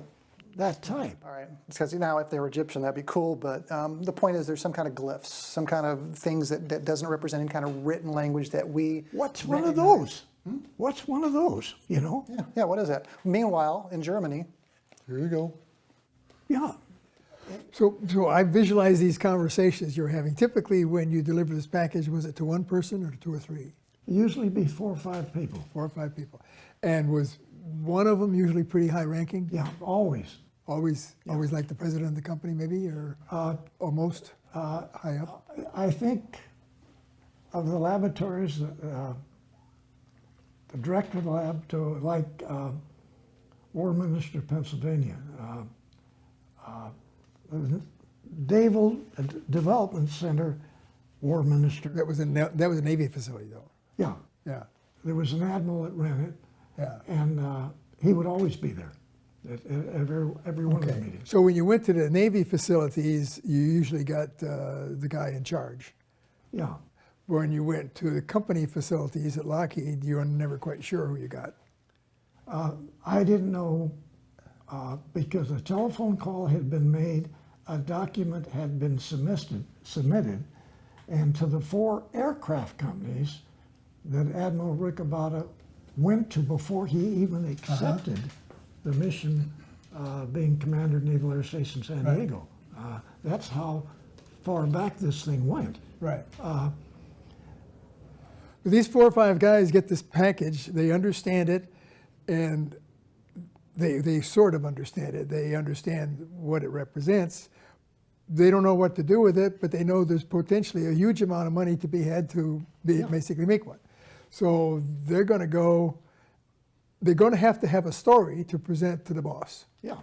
And they probably aren't able to create this story right away because they don't know how it works technically. They have to be able to tell whoever is running Lockheed or Douglas that, hey, if we create a proposal to reverse engineer this, it would look like this. But they got to write the proposal. Yeah. So this is he's describing really, how hard it is on the company to accept this small package. I guess that's the reason they didn't call them proposals; they called them packages. Now, one other thing. So it was, as I understand it, was more than just these companies. There are also universities involved as well. And Navy facilities, all 3. And with Caltech, wasn't Caltech in Pasadena. My first one was at Caltech in a brand new temporary building at the Navy facility out in the desert. And Caltech was working on other programs, nothing to do with extraterrestrial. And the likely guy to be there would be somebody like von Karman, who was working there. Exactly, that time. And he's the guy who shows up later as having special knowledge about this subject. Help me and my viewers out with von Karman. Who is von Karman? Theodore von Karman. He is recognized as a brilliant aerodynamicist and physicist, responsible for a number of breakthroughs in that field. Okay, so he'd be one of these guys at the universities. Yeah, he was a Caltech guy. And I think he was the one who maybe even set up, he was the one who maybe set up the Caltech facility outside of the university aspect of it. And JPL was right just like this. Yeah, JPL, right. Yeah. But it just, these weren't like, take a look at this, see what you can come up with. It wasn't that at all. I mean, Well, they were expecting something, some kind of product to come out of the back end of this. Yeah. Right? It's not like we're going to throw money at the wall and see you later. Go research and have fun. Well, he didn't deliver money, he just delivered documents. yeah, no. Well, each company would have to come up with whatever funding to do that and just determine whether to. There's a whole business. But if it's Sides to consider as even well. if it's an unsolicited bid from the other side, Yeah. that didn't fit this situation at all. But imagine how hard it would be to get the presidents to actually pay attention to this, Yeah. unless they'd have been involved in the initial Now, meeting. Bob's right there. I mean, you have to understand the feel at that time. I mean, it's insane, okay? Yeah, like I said, chicken scratch on a Post-it note. Here, go make a flying saucer. Right. Really? I'm going to spend $1 billion on this. Come back when you got some more information would be my tendency. It's just fascinating to think where we are today. Do we really have a secret space program? Have we mastered anti-gravity? Are we actually out on all the planets in our solar system and the 12 closest stars, which I think was the other part of the Apollo program, using these the Nova trucks, these huge rockets to take machines into the sky. My gut feeling is yes to all those questions. And so it's all been done. Yeah, it's all been done. And here we are talking about where is it? And when Bill comes along and tells me, oh yeah, I saw that back, and so yeah, I saw it. It's like, dude, man, where you been? I saw it. I want to. We're running short on storage space on our disk. We got a few more minutes. What I'd like to do is ask this question. There was something that was left out of your book, Selected by Extraterrestrials. And the other part of this, I love this title, My Life in the Top Secret World of UFOs, Think Tanks, and Nordic Secretaries. The question was, and you told me about this last time we visited, because you pointed this out, that you forgot to include this in the book, and it's a question that I had, and I'm sure a lot of the readers out there had about the book, is how did you learn that your secretaries were indeed Nordic extraterrestrials?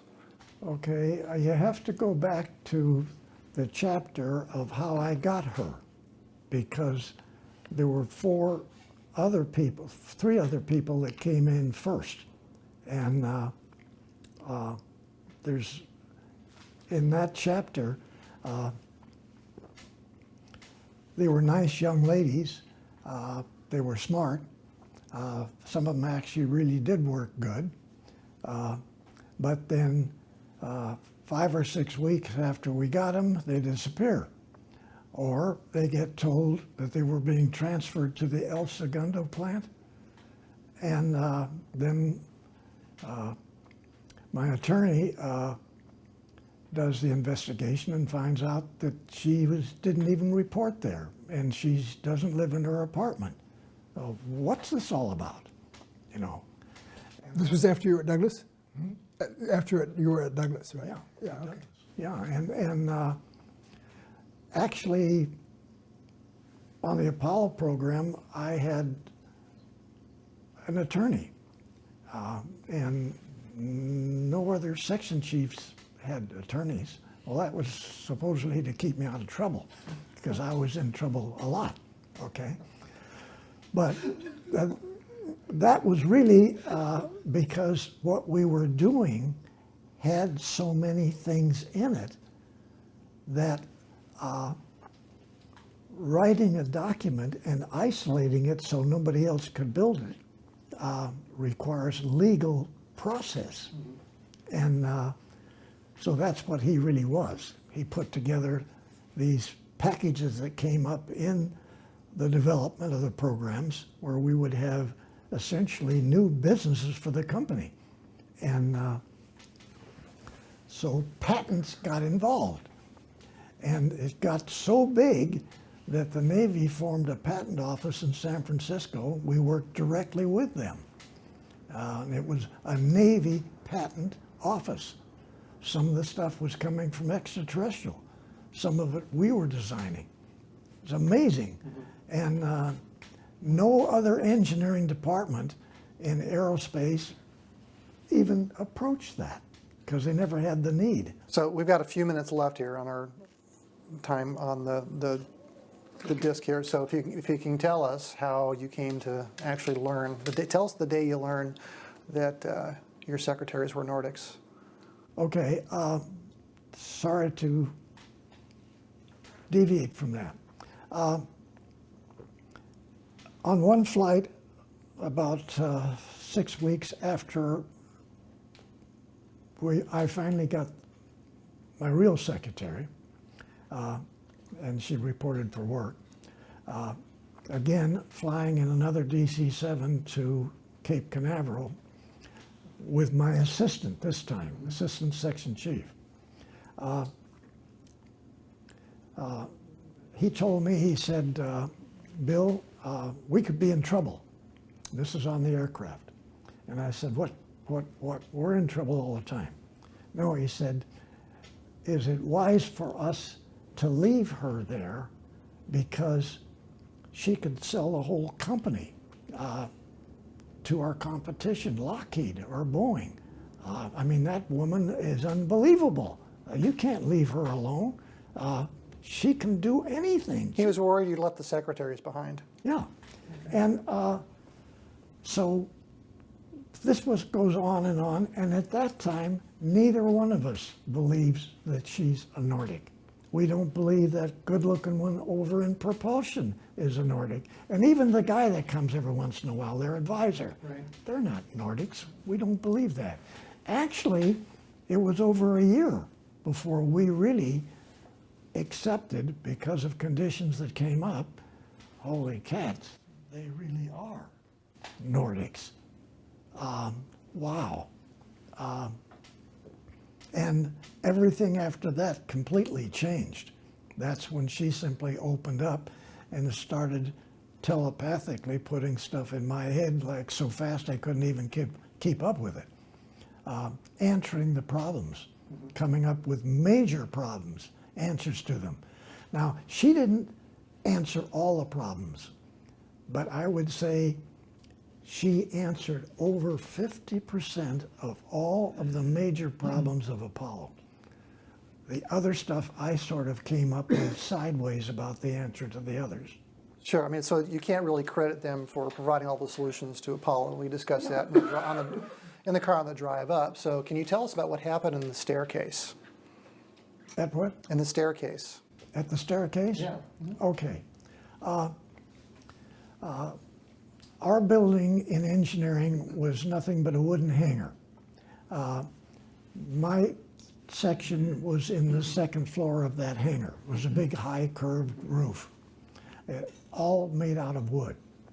So there's splinters around because they didn't take time to clean up everything because we had to get in there real fast. So the stairway going down had splinters in it, and they hadn't cleaned those off. So my secretary is going down the stairs to get the blueprint copies made. And she gets halfway down and she catches her little high-heeled shoes on one of the splinters, and she falls the rest of the way down to the bottom, and she goes unconscious. And so two guys come running over. They sort of hold her and pick her up, and they were going to, the other people came around to help, and they were trying to pat her on the head and see if they could make her wake up. And so it ends up that she doesn't react quickly, so they figure she may be really hurt, and they decided to, well, they called the dispensary to see if they get the doctors to come over, and then they tried to come up with a method to carry her over there.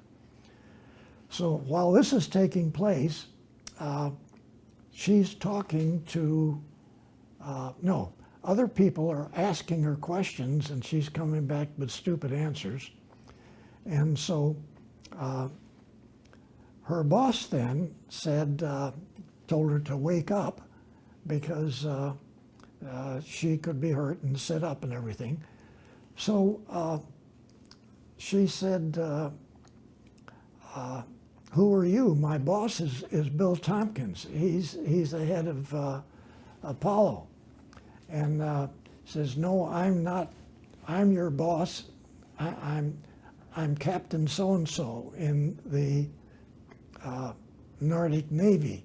You're so-and-so, and he calls her by a different name, which is a real name.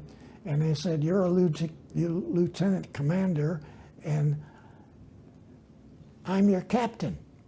Wake up. Back and forth all over. So finally she wakes up. And in the meantime, she said some of the wrong things. Fellows had picked her up, holding her by the bottom, and she's waking up and having a ball. So she turns out to wake up, and now she can remember everything. But that's the way that I saw and heard everything that happened to her, and I'm upstairs in my office on the second floor. Oh. I saw everything. I heard every conversation. This is the first time I know she's a lieutenant commander. She has a captain who's her boss. There's a contract to Douglas for she, the other girl, and the other guy to report to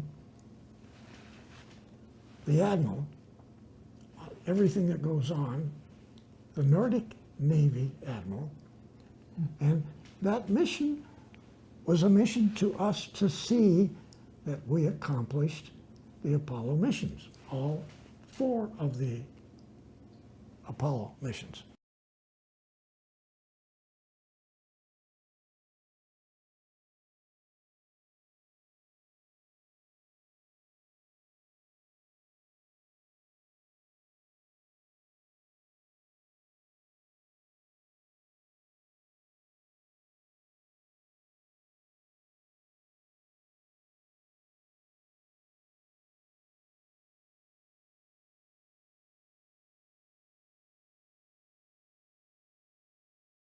All right, welcome back to Search for Truth Reality. We've had a nice lunch together. Thank you, Bob. It's great. We're going to continue our conversation, and I know that both of you would like to cover a couple of things. I want to start with Bill because there's some things that you definitely want to talk about. Life with the admiral during the war. Well, what I was alluding to is it was important to understand that the subject that's coming back from Germany by the operatives, they're bringing information back that is totally, almost unbelievable. Admiral Ricabada many times shook his head as the operative is trying to describe that particular portion of some of these programs. It was difficult to realize that there were thousands of situations that had been implemented into Germany by the extraterrestrials, totally changing their way of life, including extending some of the Germans' life, because the extended life program was already in operation in Germany way before it got started at TRW later on in many years. Did it actually get started at TRW, or was that just a study? It was a study that went into a program. The program involved the 4 largest advanced medical companies in the country.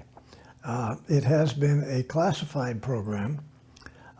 Scripps in La Jolla, California, is heavily involved in this program. And I've talked to a number of people there at Scripps who are currently still working on this program. And I think that it's nice if you sort of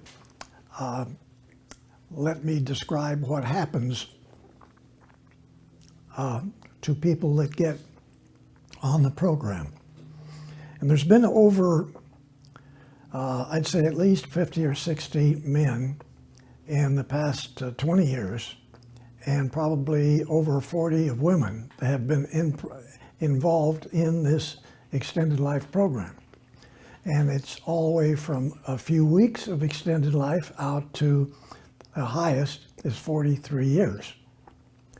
And so the TRW initiated program, of course, when Northrop Grumman bought TRW, they got the extended life program too. So Northrop Grumman then got more involved themselves, even with considering that they now had an enormous laboratory, one space park, Redondo Beach, with the thrust to extend our life here. And so repeating a little bit, it takes 2 or 4 shots or 4 essentially aspirins over a 4-month period, one month at a time. And you immediately start to feel better.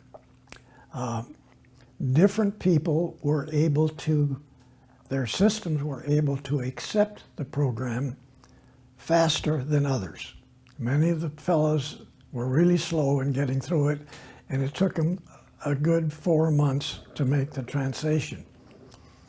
But what happens is the men return back to 29. There's different years. Some of them been 32, some of them were even 26, but 29 was the number that they finally ended up with. You go back to 29. The young ladies have always gone back to 21.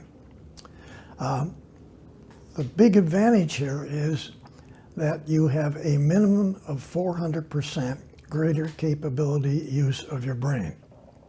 And of course, if we there go back to the present time, where we are still only using 2.3% of our brain, not because that's what we have chosen, but it's because the reptilians have been controlling our minds on this planet for thousands of years. Everybody asks the question, well, why is that? What does that have to do with extended life? What does that have to do with everything?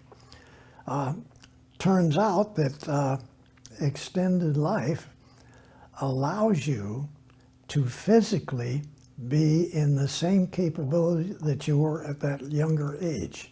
Not just live longer, but be able to have all of the muscles, all of your systems, all of your organs young. Everything about you then is only 29 years old. This then is, if you want to use a comparison, sort of an opposite direction of what some of the Solar Warden naval officers who have recently spoken publicly about returning from previous lives aboard Navy spacecraft carriers. They essentially reverse that operation, and their mind is then blocked to where they have no memory of the 20 years they spent in the Navy. Now, if they have gone ahead and developed a second phase of another 20 years in the Navy, they also had an option, I understand, to where they could start over or continue at the same age of the first 20 years. So this system has many different aspects to it. Its relationship to us in reversing our capability and increasing our technical capability is extremely important, because frankly, we don't have time in 75 years to even find out what's going on. Which is your average lifespan of a human. So what you're saying is with the age regression, life extension, you become more capable, useful, able to contribute more because you grow up to a certain point, you become intelligent, you can increase that intelligence. There's one other effect of the life preservation that you've mentioned to me before that involves the capacity, the mental capacity. What is that? Yeah, your mental capacity goes up 400% minimum. Some of it even to 700 and 800%. Okay, this is staggering because it was already in your brain, but you haven't been using that like Nordic people that live 2,400 years or whatever, and the blue people too. But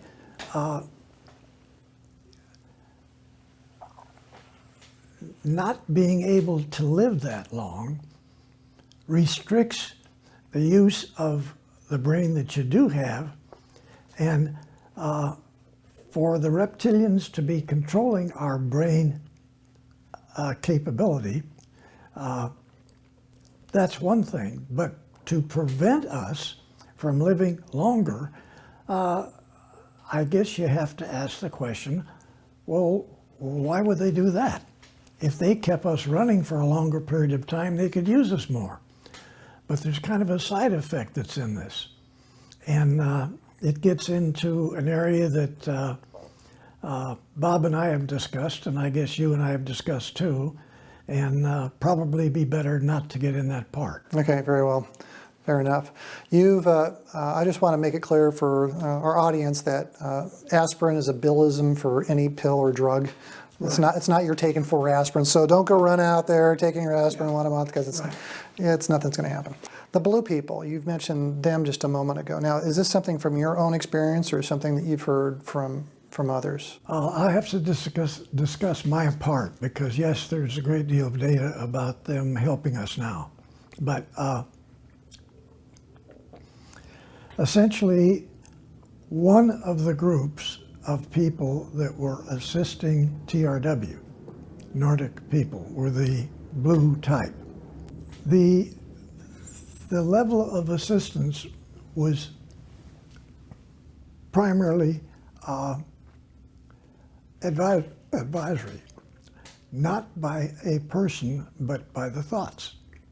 So the information was coming to them similar to similar to the way that I got information from my Nordic secretary at Douglas, okay, on the Apollo program. Except she was there, but she could telepathically give me the information. I could be in Huntsville, Alabama, and she's in Santa Monica, and she could tell me what to do. She's physically present. I mean, she's in this realm. She's in this 3D world. If I'm hearing you right, the blue people were not physically here.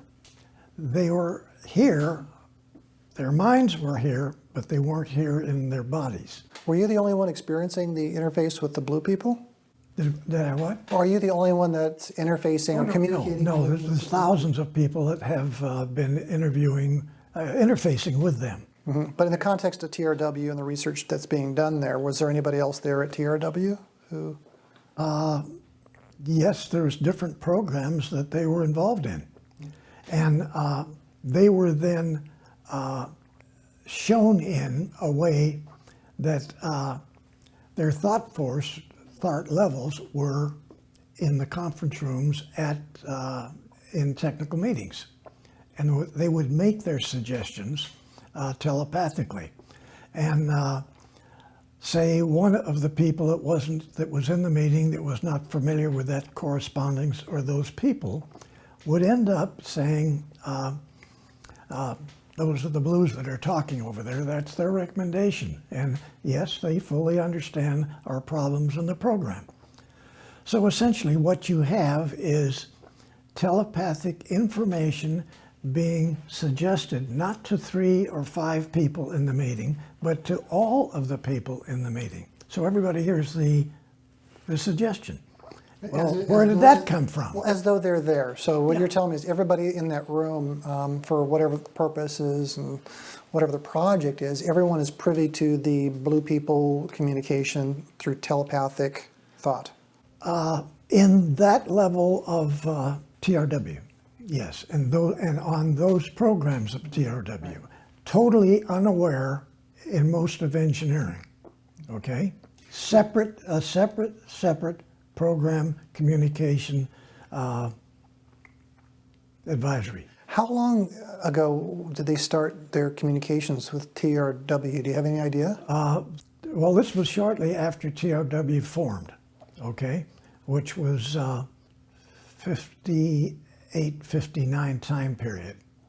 And most of the people in TRW were actually technical consultants to the think tank at Douglas before they got involved with TRW Space Systems. And Thompson, Ramo, and Woolrich were the three people that were working for Douglas on these programs. So they separated and formed their own company. But the company, unlike most think tank organizations, was able to essentially come up with a requirement. The monies would be unlimited to study that program, so they do a brief program study on it, and then if it appeared to be something that was plausible, funds would just be flowing out. We have never had a problem getting money to implement different programs or different systems, medical systems, space systems, commercial systems, because we even had, like at Douglas, we had commercial space systems in design and development at TRW-2. So it was easy for us to get together, have different people come in, make the recommendations on the program, and then be part of a reviewing team to establish whether we're going to go full bore on that program, and then come up with an unsolicited bid back to whatever organization this would be orientated to. If it was an Air Force missile program, we'd go for that program. If it was a Navy space communication satellite program, we'd develop an unsolicited bid for that. And I think that doing that and having advisors, such as the Blue people, addressing what they were most interested in was commercial involvements, but they also assisted in the military. And so this was a major thrust inside of hundreds of different laboratories and subsystem labs who are boxed into different areas. So it's a program that the other laboratories are totally unaware of. And the top, of course, corporate, are aware of all of the programs. But different labs are totally, in fact, in some cases, there would be as many as 3 separate laboratories studying the same subject and addressing it in a different manner to find out previous to the trade-off studies. And I didn't get into trade-off studies before because they weren't done in engineering in most companies. Most companies would develop a new system and agree that that's the way it should be done. They freeze the design and they run with that development of that design. At TRW, it was always different. You went through that first phase. You came up with all of the background information, and you're convinced that's the best way to approach that program. Then you drop it. You come up with 2 different ways to initiate and discuss that program. They're called trade-off studies. Long before you ever got to an unsolicited bid back to any of your potential contractors or companies, you did the 2 studies. I don't want to change the subject, but sometimes in conversations between different people from different labs, maybe just at lunch, somebody would mention the blues. And maybe the rest of the people at that table had no idea what you were referring to. And because one fellow's referring it to his friend over here, it was the blues that did so-and-so, or they said so-and-so, like this. So you'd hear this in casual conversation. It's code speak, but only those on the inside are. Yeah, because you normally don't talk about that, okay? Yeah. But that continually did come out, and most people never put the two things together to what this really was, because essentially you're being advised by extraterrestrials on a standard basis. And really, it's relatively safe anyway, because the blues could refer to anything, really, a bundle of wires, an assembly, the screwdriver, who knows, it could be anything, craftsman. That's true, yeah.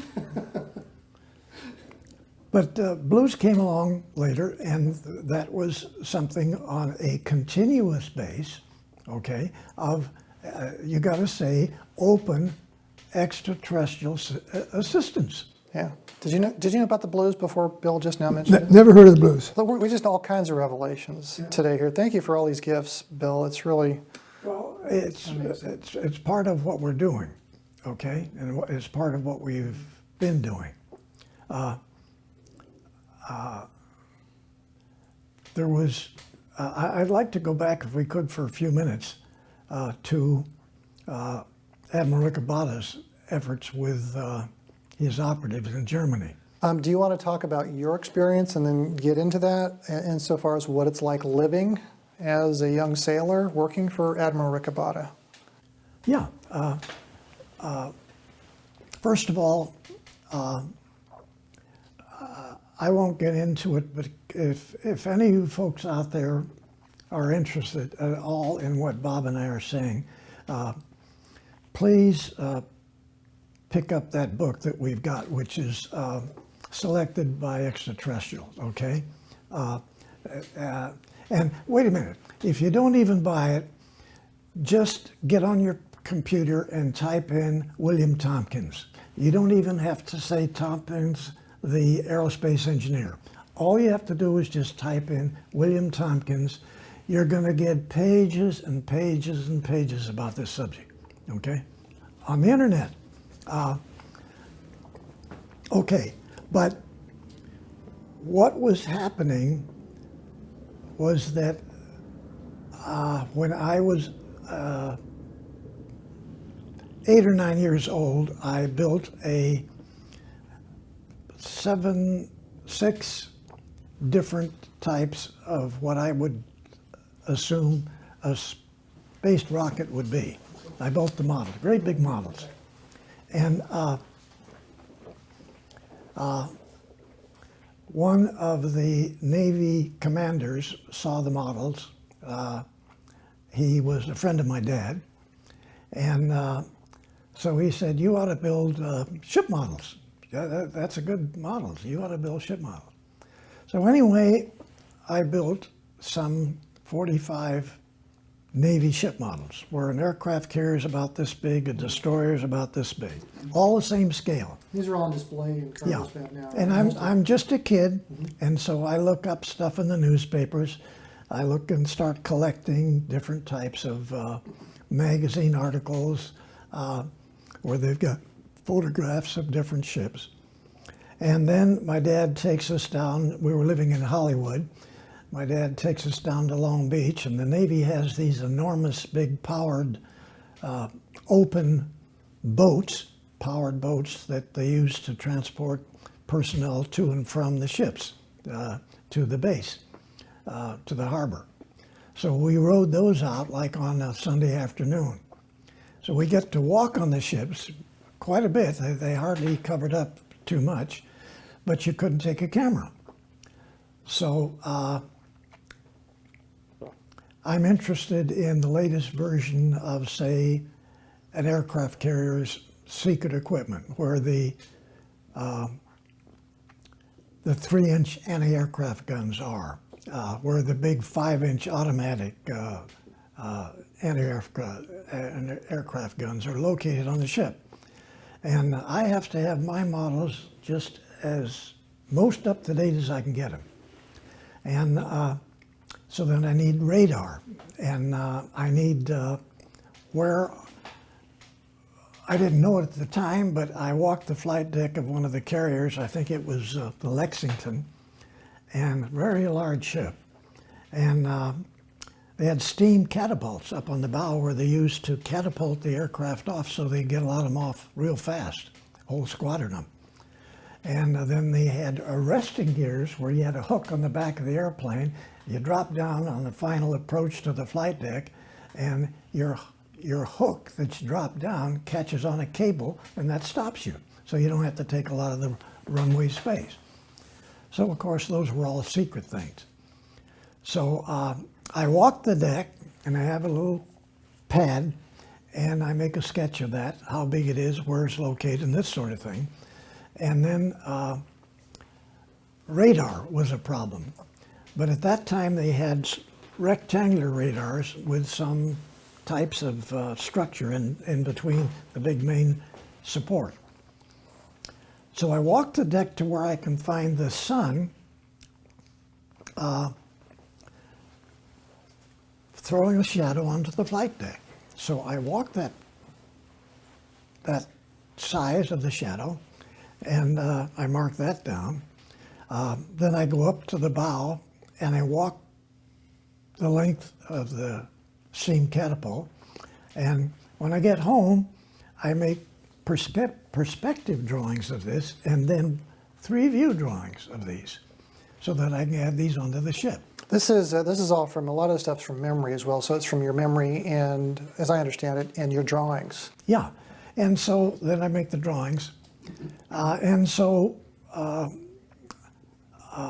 publicity sort of got out on the ship models, and there was a couple of articles in the newspaper. But what was more important, they had the models located in the window of the Broadway department store on Hollywood Boulevard. And 2 naval officers saw that, and they went in and asked the people in the store who the fellow was and could you get a hold of him and this sort of thing. And there wasn't anything wrong with that. And then the next week, after they had been there, my dad is in his office over on Wilshire Boulevard, and 2 of these fellows come in, and they don't arrest him, they detain him, okay? But they detained him for 2 days and 2 nights. This is your father. My dad. And they want to know where he got that information, particularly with all of this secret stuff. And the fact that they had, as recently as 5 months before, relocated every anti-aircraft gun on the ship, okay? And before that, some of them didn't even have those guns on board, okay? This is before the war. So the next day, they let my dad out, and he took them over to our little 2-bedroom apartment house in Hollywood, and I shared a bedroom with my brother. And so they come in there to the bedroom, and I've got all these drawings and sketches and everything, and I've got all these newspaper articles and magazine articles and all this stuff. And it's piled halfway up to the windows on the side, all around the room. And they finally figure out this kid knows what he's doing, and he's doing something that's pretty accurate. Anyway, from that, I was called into, several months later, I was called into what would be a naval intelligence office in San Pedro, California. And they talked to me a lot. And so what I'm trying to get to here is, how did you get into the Navy, and how did you get to this position working for Admiral Ricobata? So my dad gets contacted again. He takes off work, drives me back down to that same base, and the same Navy commander was there that we talked to. And he inducts me into the Navy. And I'm in my first year of high school, about halfway through it. So because there was a real security problem about my family moving so many times, actually my dad didn't have money to pay the rent, so we'd move into a place for 2 months, he didn't pay the rent, and we'd get thrown out and go someplace else. So this makes getting your security clearance a little problematic, trying to track all those places. So when they found this out, to alleviate that, the time it was going to take it, they inducted me into the Navy, okay? And they put me to work at the Vultee Aircraft Company over in Downey, California. And they were developing a new Navy gull-wing, large Navy attack aircraft in a secret area in their facility. Excuse me, you went to basic training before this or after? After. After. So the other thing I want to kind of clarify is because I'm trying to think, how old was I when I was a sophomore in high school? 14, 15? I mean, you had to have been incredibly young. I mean, to be inducted in the Navy, be pulled out, they had to be breaking rules left and right to put you in. Whatever it was, they did what they did. So they put me to work at this Vultee company, and supposedly it was just be for a couple of 3 weeks. Well, they did this. And so it turned out to be quite a bit longer because there were other problems with my dad, and I guess I never found out what that was till later, and that was his involvement with Freemasons. Anyway, I didn't know anything about Dad being a Freemason. So I got notification that I was to report back to Naval Intelligence in San Pedro, and they flew me down to San Diego. And instead of going in like normal recruits, I was driven right over to the facility for the Naval Training Station at San Diego, and I went in. And so I finished half of the normal training, and I got called for another order to skip that day. And they took me in a Navy boat across the bay from the Naval Training Station to North Island. And I'm in North Island now, and I end up in an office building in an engineering department where they convert aircraft from the old versions to new versions of the airplanes, big engineering department. And I'm introduced to, well, for 2 days I just sat in this office. And then I'm introduced to a Navy commander. He gave me some papers to study, and for another couple of weeks I don't know anything else either. I don't see anybody. I talked, when I first met him, he said, don't come in here without shining your shoes. And I had a dress uniform, but I just used sort of a sloppy seaman's work uniform in an office, okay? And I guess I didn't shine my shoes. So the third week, he calls me over, and he's got a lot of stuff for me to do. And he said, I'm out of here, it's yours. That's the only instruction I got from this commander. I'm out of here, it's yours. It's yours. Allow me to summarize. 14, 15 years old, go in the Navy, you don't finish your training. 17, come 17, okay, I don't know how old are you in 9th grade, 10th grade, 17.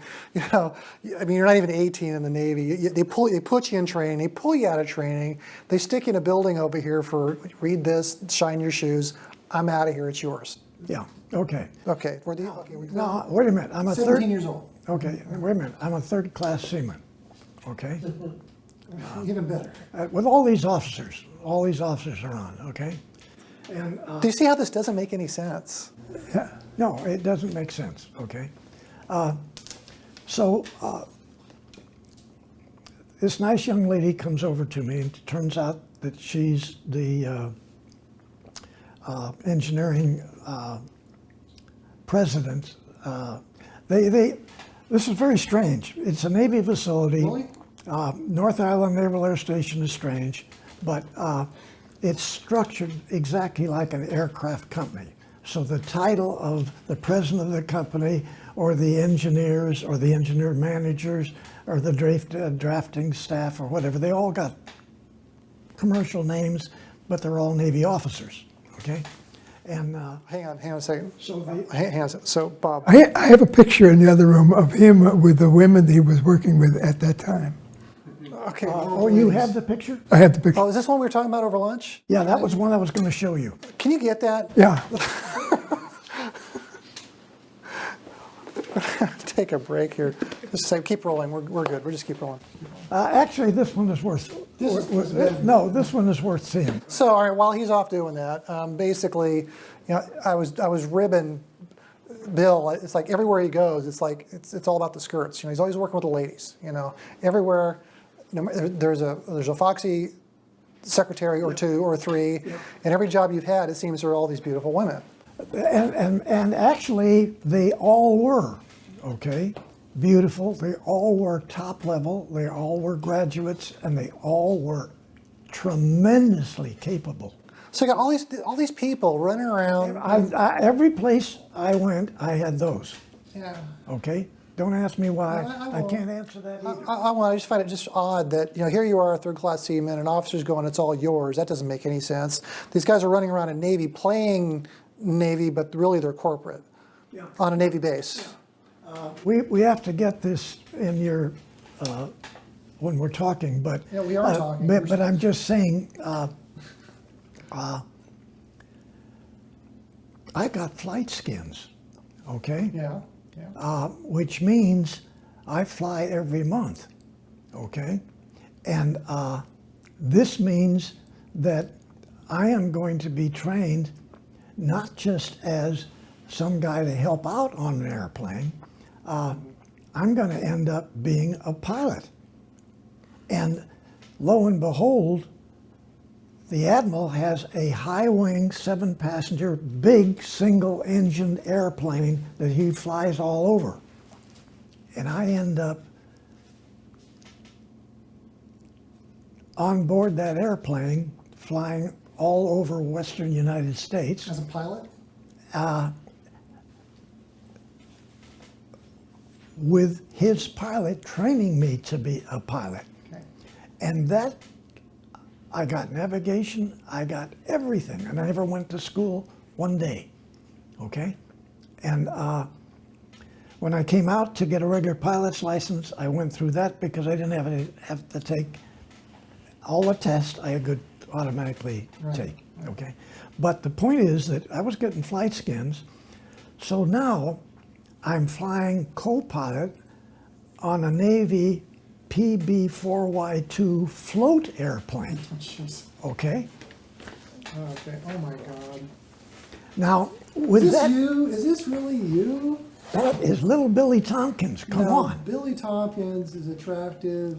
Now, the Gentlemen, girl in the middle above my head, that's the one that I went with. Okay.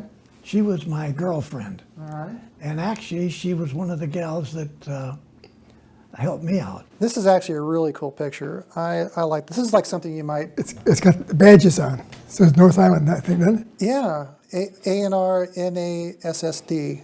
Yeah. North Island. What's the SSD stand for? Yeah. What is SSD? Now, this is a photograph of me working. Oh, it says NASSD. What's the SSD? Station San Diego. Yes, I was. My father and grandfather and uncles are all Navy. I don't know this. Pathetic. Just pathetic. All right. So you want to get? You want to go? Can you go tight on that? We'll set it aside. All right. We'll do a side later. All right. That's an awesome picture. That is really, really cool. That is awesome. It really is. That's very nice. But anyway, so I didn't get the skins till later, but the commander that left had another fellow, and his secretary came over and said, "We got to talk." And so I went into his office, and he sort of explained to me what I was going to be doing. And I don't know what the length of time was that the commander had been doing this job before I got there, but I know it must have been at least 1 year. So this is 1942, so that meant that Rick Abada was doing his thing in 41, okay? Which meant that Admiral Rick Abada had gone to 4 aircraft companies before he even got assigned to Commander Naval Air Station San Diego and discussed this subject, okay? So the third week that I was there, the first operative come in. I have to say that's not correct. 2 operatives had come in and I didn't meet. I was not in the meeting. The third week that I was there, I was invited into one of these meetings in that conference room up on top of the commander's tower you mentioned. tower, yeah. So the way it's set up is Admiral Rick, the big table. Admiral Rick Abada's here. I'm sitting next to him here. One of the Navy captains, of which I had 3 captain bosses and 4 altogether because Admiral Rick Abada was the 4th boss. So one of them would be there. The secretary would be on the end of the table to type, and the operative would be on the opposite side of the table. So this is all new to me. I get a little bit of information. We're supposed to try to listen to what's going on and make comments as required. So I never had any training for this, okay? And it took a little while to figure out what was going on. So the first guy that came in was one of the older Navy lieutenants in this spy group, which they never called them spies, but they're naval operatives. And they are like investigators in Germany and the occupied countries, attempting to find out what the SS is doing and what the situation is with extraterrestrials are doing things with the SS. None of this made any sense. So that was one of the few fellows that was there for a full week. Almost every one of the rest of them for 3.5 years, they were only there for the period of the 1 day, max 2 days, and they're back on the flight back. Yeah, these are the operatives you're talking about. So Operatives are gone. in and out. So we don't even have time to work with these operatives. It's just what he can give us now. And it had already been decided, I didn't do it, that they were going to put together packages and actually distribute them out to different technical organizations in the country on a classified basis. No document that I saw had secret stamped on it, not even confidential. We learned it later on. I learned it later on. That's the way they handled it.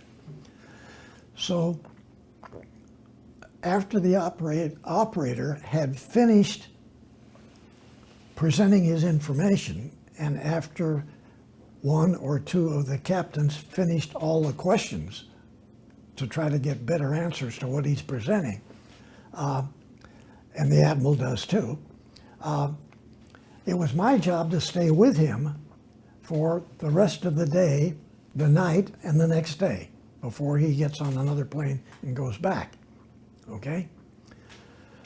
So I'm to be his buddy to help him whatever it is that he needs. If he needs whatever needs, I got to see that he gets this, okay?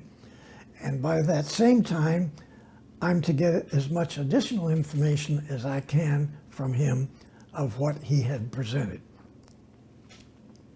So I'm handed a document from the captain that's there and another note from the admirals over here. Questions. Okay, I get that the next morning. In fact, When I go in the next morning, that's the first thing I get.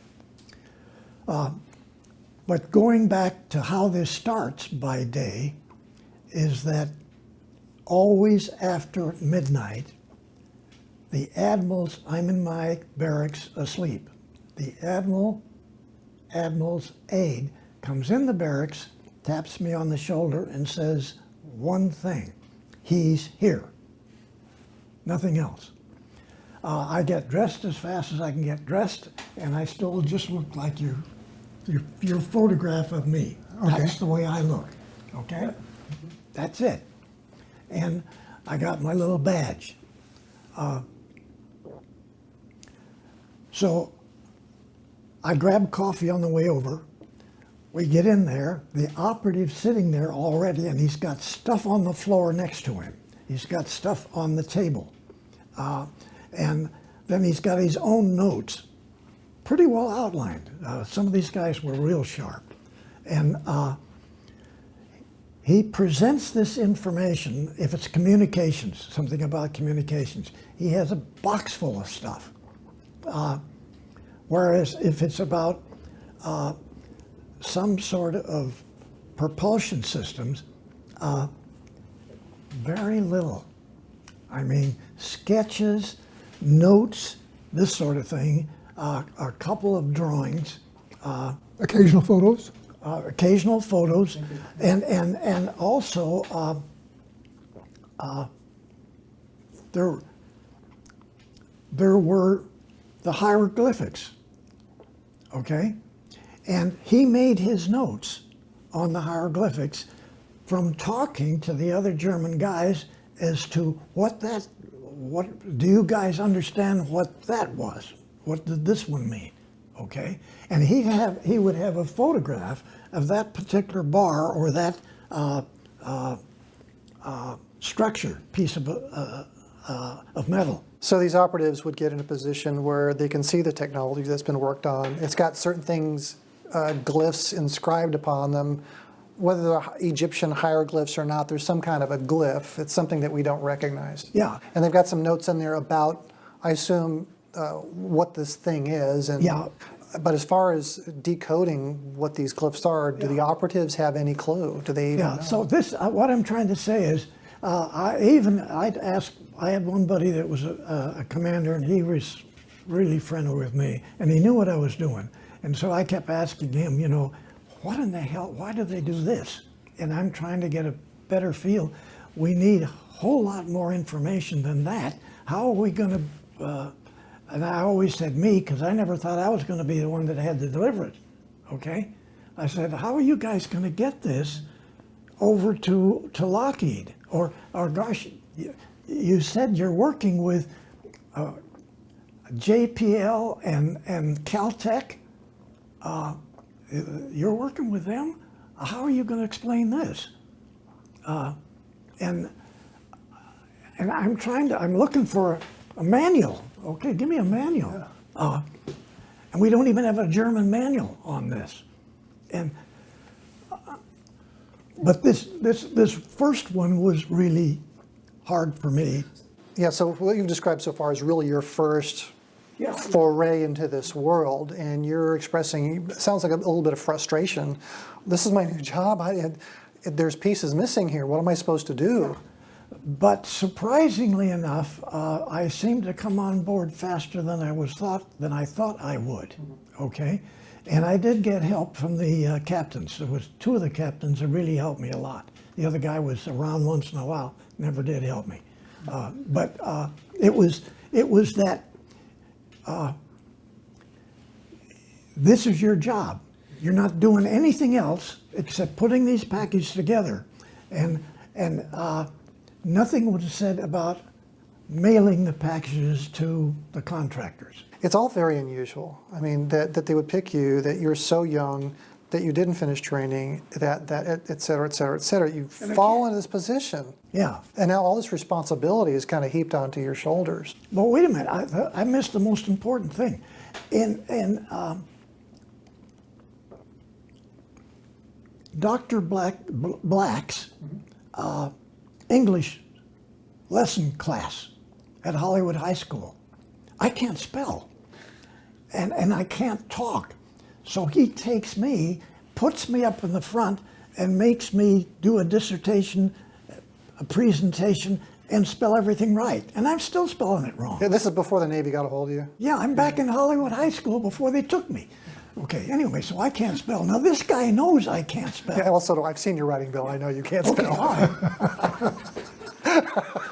Anyway, so this goes on, and we then take this rough information. I get two of the girls that my girlfriend manages, and we start to put together a breakdown. We already had a breakdown that they had been using for these organizations, and we were able to put this together and get pretty good packages together, and then run copies of this. So we've got it, and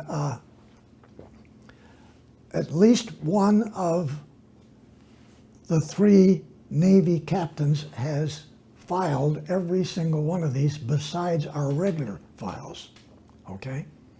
And nothing is classified, but we've all got it documented.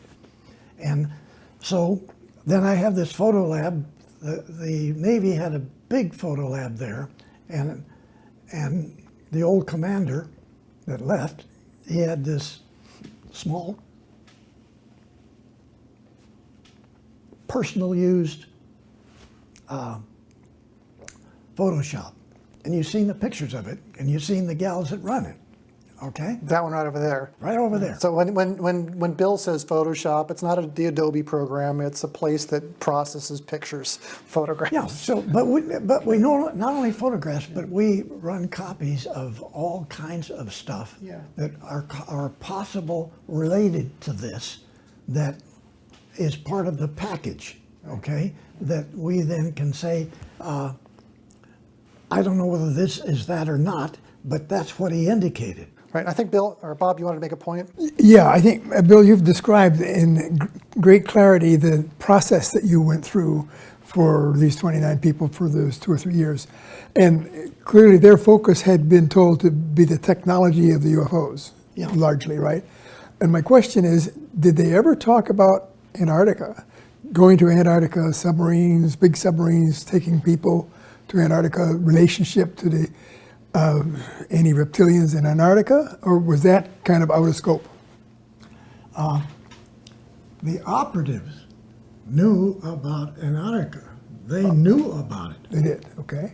So yes, that information went to Ricabata. Okay. And that was part of some of the things that were being programmed, because one of the operatives, Bob,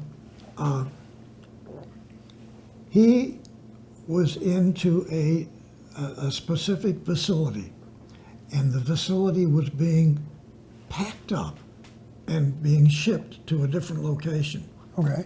And one of the other operatives, at a different point, because we whenever we're discussing with the new operator, or one of the operators just came in, we always ask if do they know what Jim is doing, or have you seen Howard lately? Do you know what he's involved But none of the operatives came from Antarctica, as far as you know.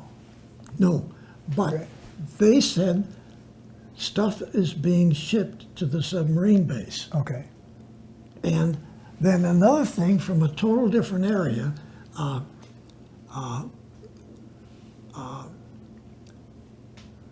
they have built massive truck submarines. The Germans had. 400 people, sort of thing? Yeah. Okay. But it's not just people, they would haul equipment too. Did they ever talk about high energy weapons like lasers Yes, during the war? yes. During your debriefs, that when the operatives are coming through, they were talking about the high energy laser weapons? Yeah. See, that's consistent with a report that's in one of the recent books I've read of a 400-foot submarine apparently had to surface, and they were sighted by a British destroyer or cruiser, and they killed the destroyer with laser weapons. And this was like in the late 44 or so. And I just read that like 2 weeks ago as a report. And it's not that just they were researching them. The SS was given brand shiny new ones, okay? So you didn't have to start from scratch from a bunch of pieces of paper like what I'm giving to these companies to go try to make something like that. And they weren't the Nordics providing this either. It was another group of extraterrestrials that had given the SS complete, multitude, just different, 14 different types, did you say? There was a number that you had written, I don't recall, but I it think was more than one. 13. Yeah. Yeah, so 13 different types of hardware flying operable craft. Meanwhile, so we're here. But I got the impression that on some of these, the Nazis mounted ordinary machine guns and weapons. But on others of them, apparently they may have considered using laser weapons. They did use the laser weapons on them, the bigger ones. Okay. Were the laser weapons invented by the Germans or by the reptilians? Reptilians. Okay. See, that would be new information. Yeah. The Germans, wait a minute, the Germans got real smart, okay? They were smart before this happened. Germans were very brilliant people, okay? Why they had to pick the SS to go do the thing that they were going to do, maybe they figured that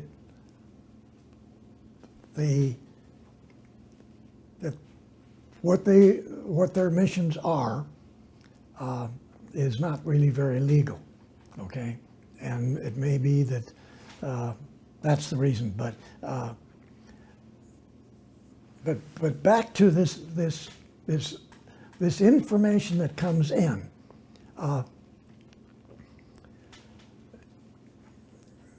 You had other pieces of paper with different types of numerous numbering systems, okay, on it that weren't German. They weren't anything that we knew about. And so they would be identified by this numbering system. And of course, this was an extraterrestrial piece of paper, okay? And here it is. We're not going to tell you how it works. That's what we're asking you, Lockheed, to do. We're giving you a contract. You got to figure this out. So I'm getting this stuff from every place that I go with these documents. You know, you dumb a-hole or something, don't give us something like this. How do we do, what do we do with this? Right, so they're calling you out because you got really what amounts to what I mentioned earlier. It's like a post-it note with a stick figure. Here, go make a flying saucer. It's not a request for a proposal. And so don't blame them for having a hard time trying to figure out what the hell does the Navy want us to do. Right. I remember asking about the Germans because they were provided the technology, but in the form of the hardware, but there also some documentation, teaching, and even they had some challenges interpreting the written script or whatever was provided to them. Is that accurate? Absolutely, yes. So they also had, they couldn't read what was given to them on the written page. You know, and here here are operatives somehow getting access to at least some of that, I would assume, bringing it back and expecting our people to do create something based on a subset of something they have. But remember though, actually they had reptilians there that looked like humans, okay? They had reptilian guys there that looked just like us that they could go ask to help us out here. We didn't have anything like that in the United States. We just had these frivolous packages with notes in them. Do you think that any of the well-known Nazis that were photographed were actually reptilians? I never thought that, but other people had said they thought some of them were. Mm-hmm.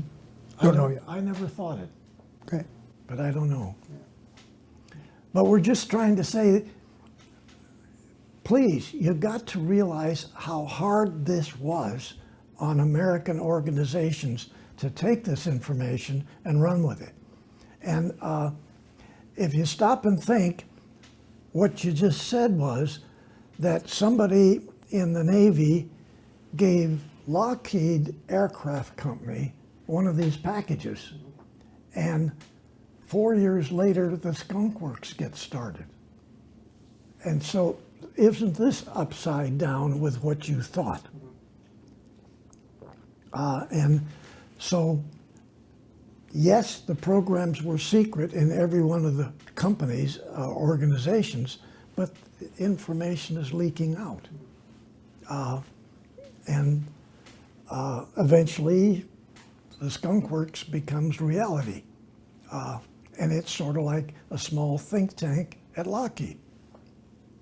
But it starts from a package out of a two-star admiral's office at North Island. Wow. Yeah. It's interesting when you visualize this system that was going on and the complexities with which you're trying to help people do something when you don't give them tools to do it. Yeah, I'm sure others have asked you this question too. I mean, World War II, if the Nazis, the SS, whoever has been provided this, I mean, this is advanced technology based on what you're describing here. I mean, we couldn't hold a candle to any of that stuff. How did they lose the firing battle war with the bullets and all that? I mean, we went over there, we mowed over Europe, and we ferreted out all the Nazis, and yay, go America. America, right? NATO. We won over there. Did we win? You didn't win the war. You did not win the war, okay? Even before the war started, a blonde young lady was contacted to put together a group of friends and be influenced by extraterrestrials to design and build a massive propulsion system in a large space transport. Bob, did you have a thought you wanted to toss in there? You looked like you had a... No, I'm good. Okay. And so Well, yeah, so Maria Orsic... yeah, Maria was doing this, okay? And she was doing it, some of it in Antarctica, okay? And so the SS finds out about this, and they confiscate all of the people and all the equipment and everything they're using and sort of make them slaves, but just for a very short period of time, less than 4 months. And then the SS gave it all back to them and said, you guys go ahead and work with the extraterrestrials you're working with. We're working with these extraterrestrials. Doesn't that seem to run counter to whatever their agenda? Let's talk about the agenda. I mean, why would the reptilians give the SS all this technology? There's got to be some kind of agenda behind that. And if it's domination, whatever it is, why would they take it, especially advanced technology like that, and then give it back? Okay. Doesn't that run counter to the goal? I'm assuming the goal is they just want to take over the world or whatever. Yeah, well, all these ladies became the 1,442 people in that book right here, which is mentioned 5 or 6 times. So they felt that there would be possibly additional technical assistance to the young ladies and the men that are working this, okay? Her group, which may be beneficial to them, and we're going to let you develop your own. We've got all the assistance that we possibly could ever need to do this. So we took off, then the SS takes off on their own and goes past the young ladies and the other men that helped that organization. But Walter's question was, if they had such technology, how come they let us win the war? And I guess the partial answer to that might be that they had their Hanabu 3, I think, in production, but I think they only were able to use it one night. Allegedly, they used it once and shot down a whole bunch of airplanes, but they didn't have enough to really defeat us in the air. That's point one. Point two is I think that they had kind of early on decided that they wanted to put their real strength down in Antarctica. So they shipped the majority of their UFO technology down there because their goal was really to go out into space, not necessarily just to beat the United States. But that's my speculation. Yeah, and Bob is right with that. They go back to the missions, back to Hitler's mission with the extraterrestrials. First was Hitler wanted to take out all of the people he didn't like, the Jewish people. So you just take them out, whatever way.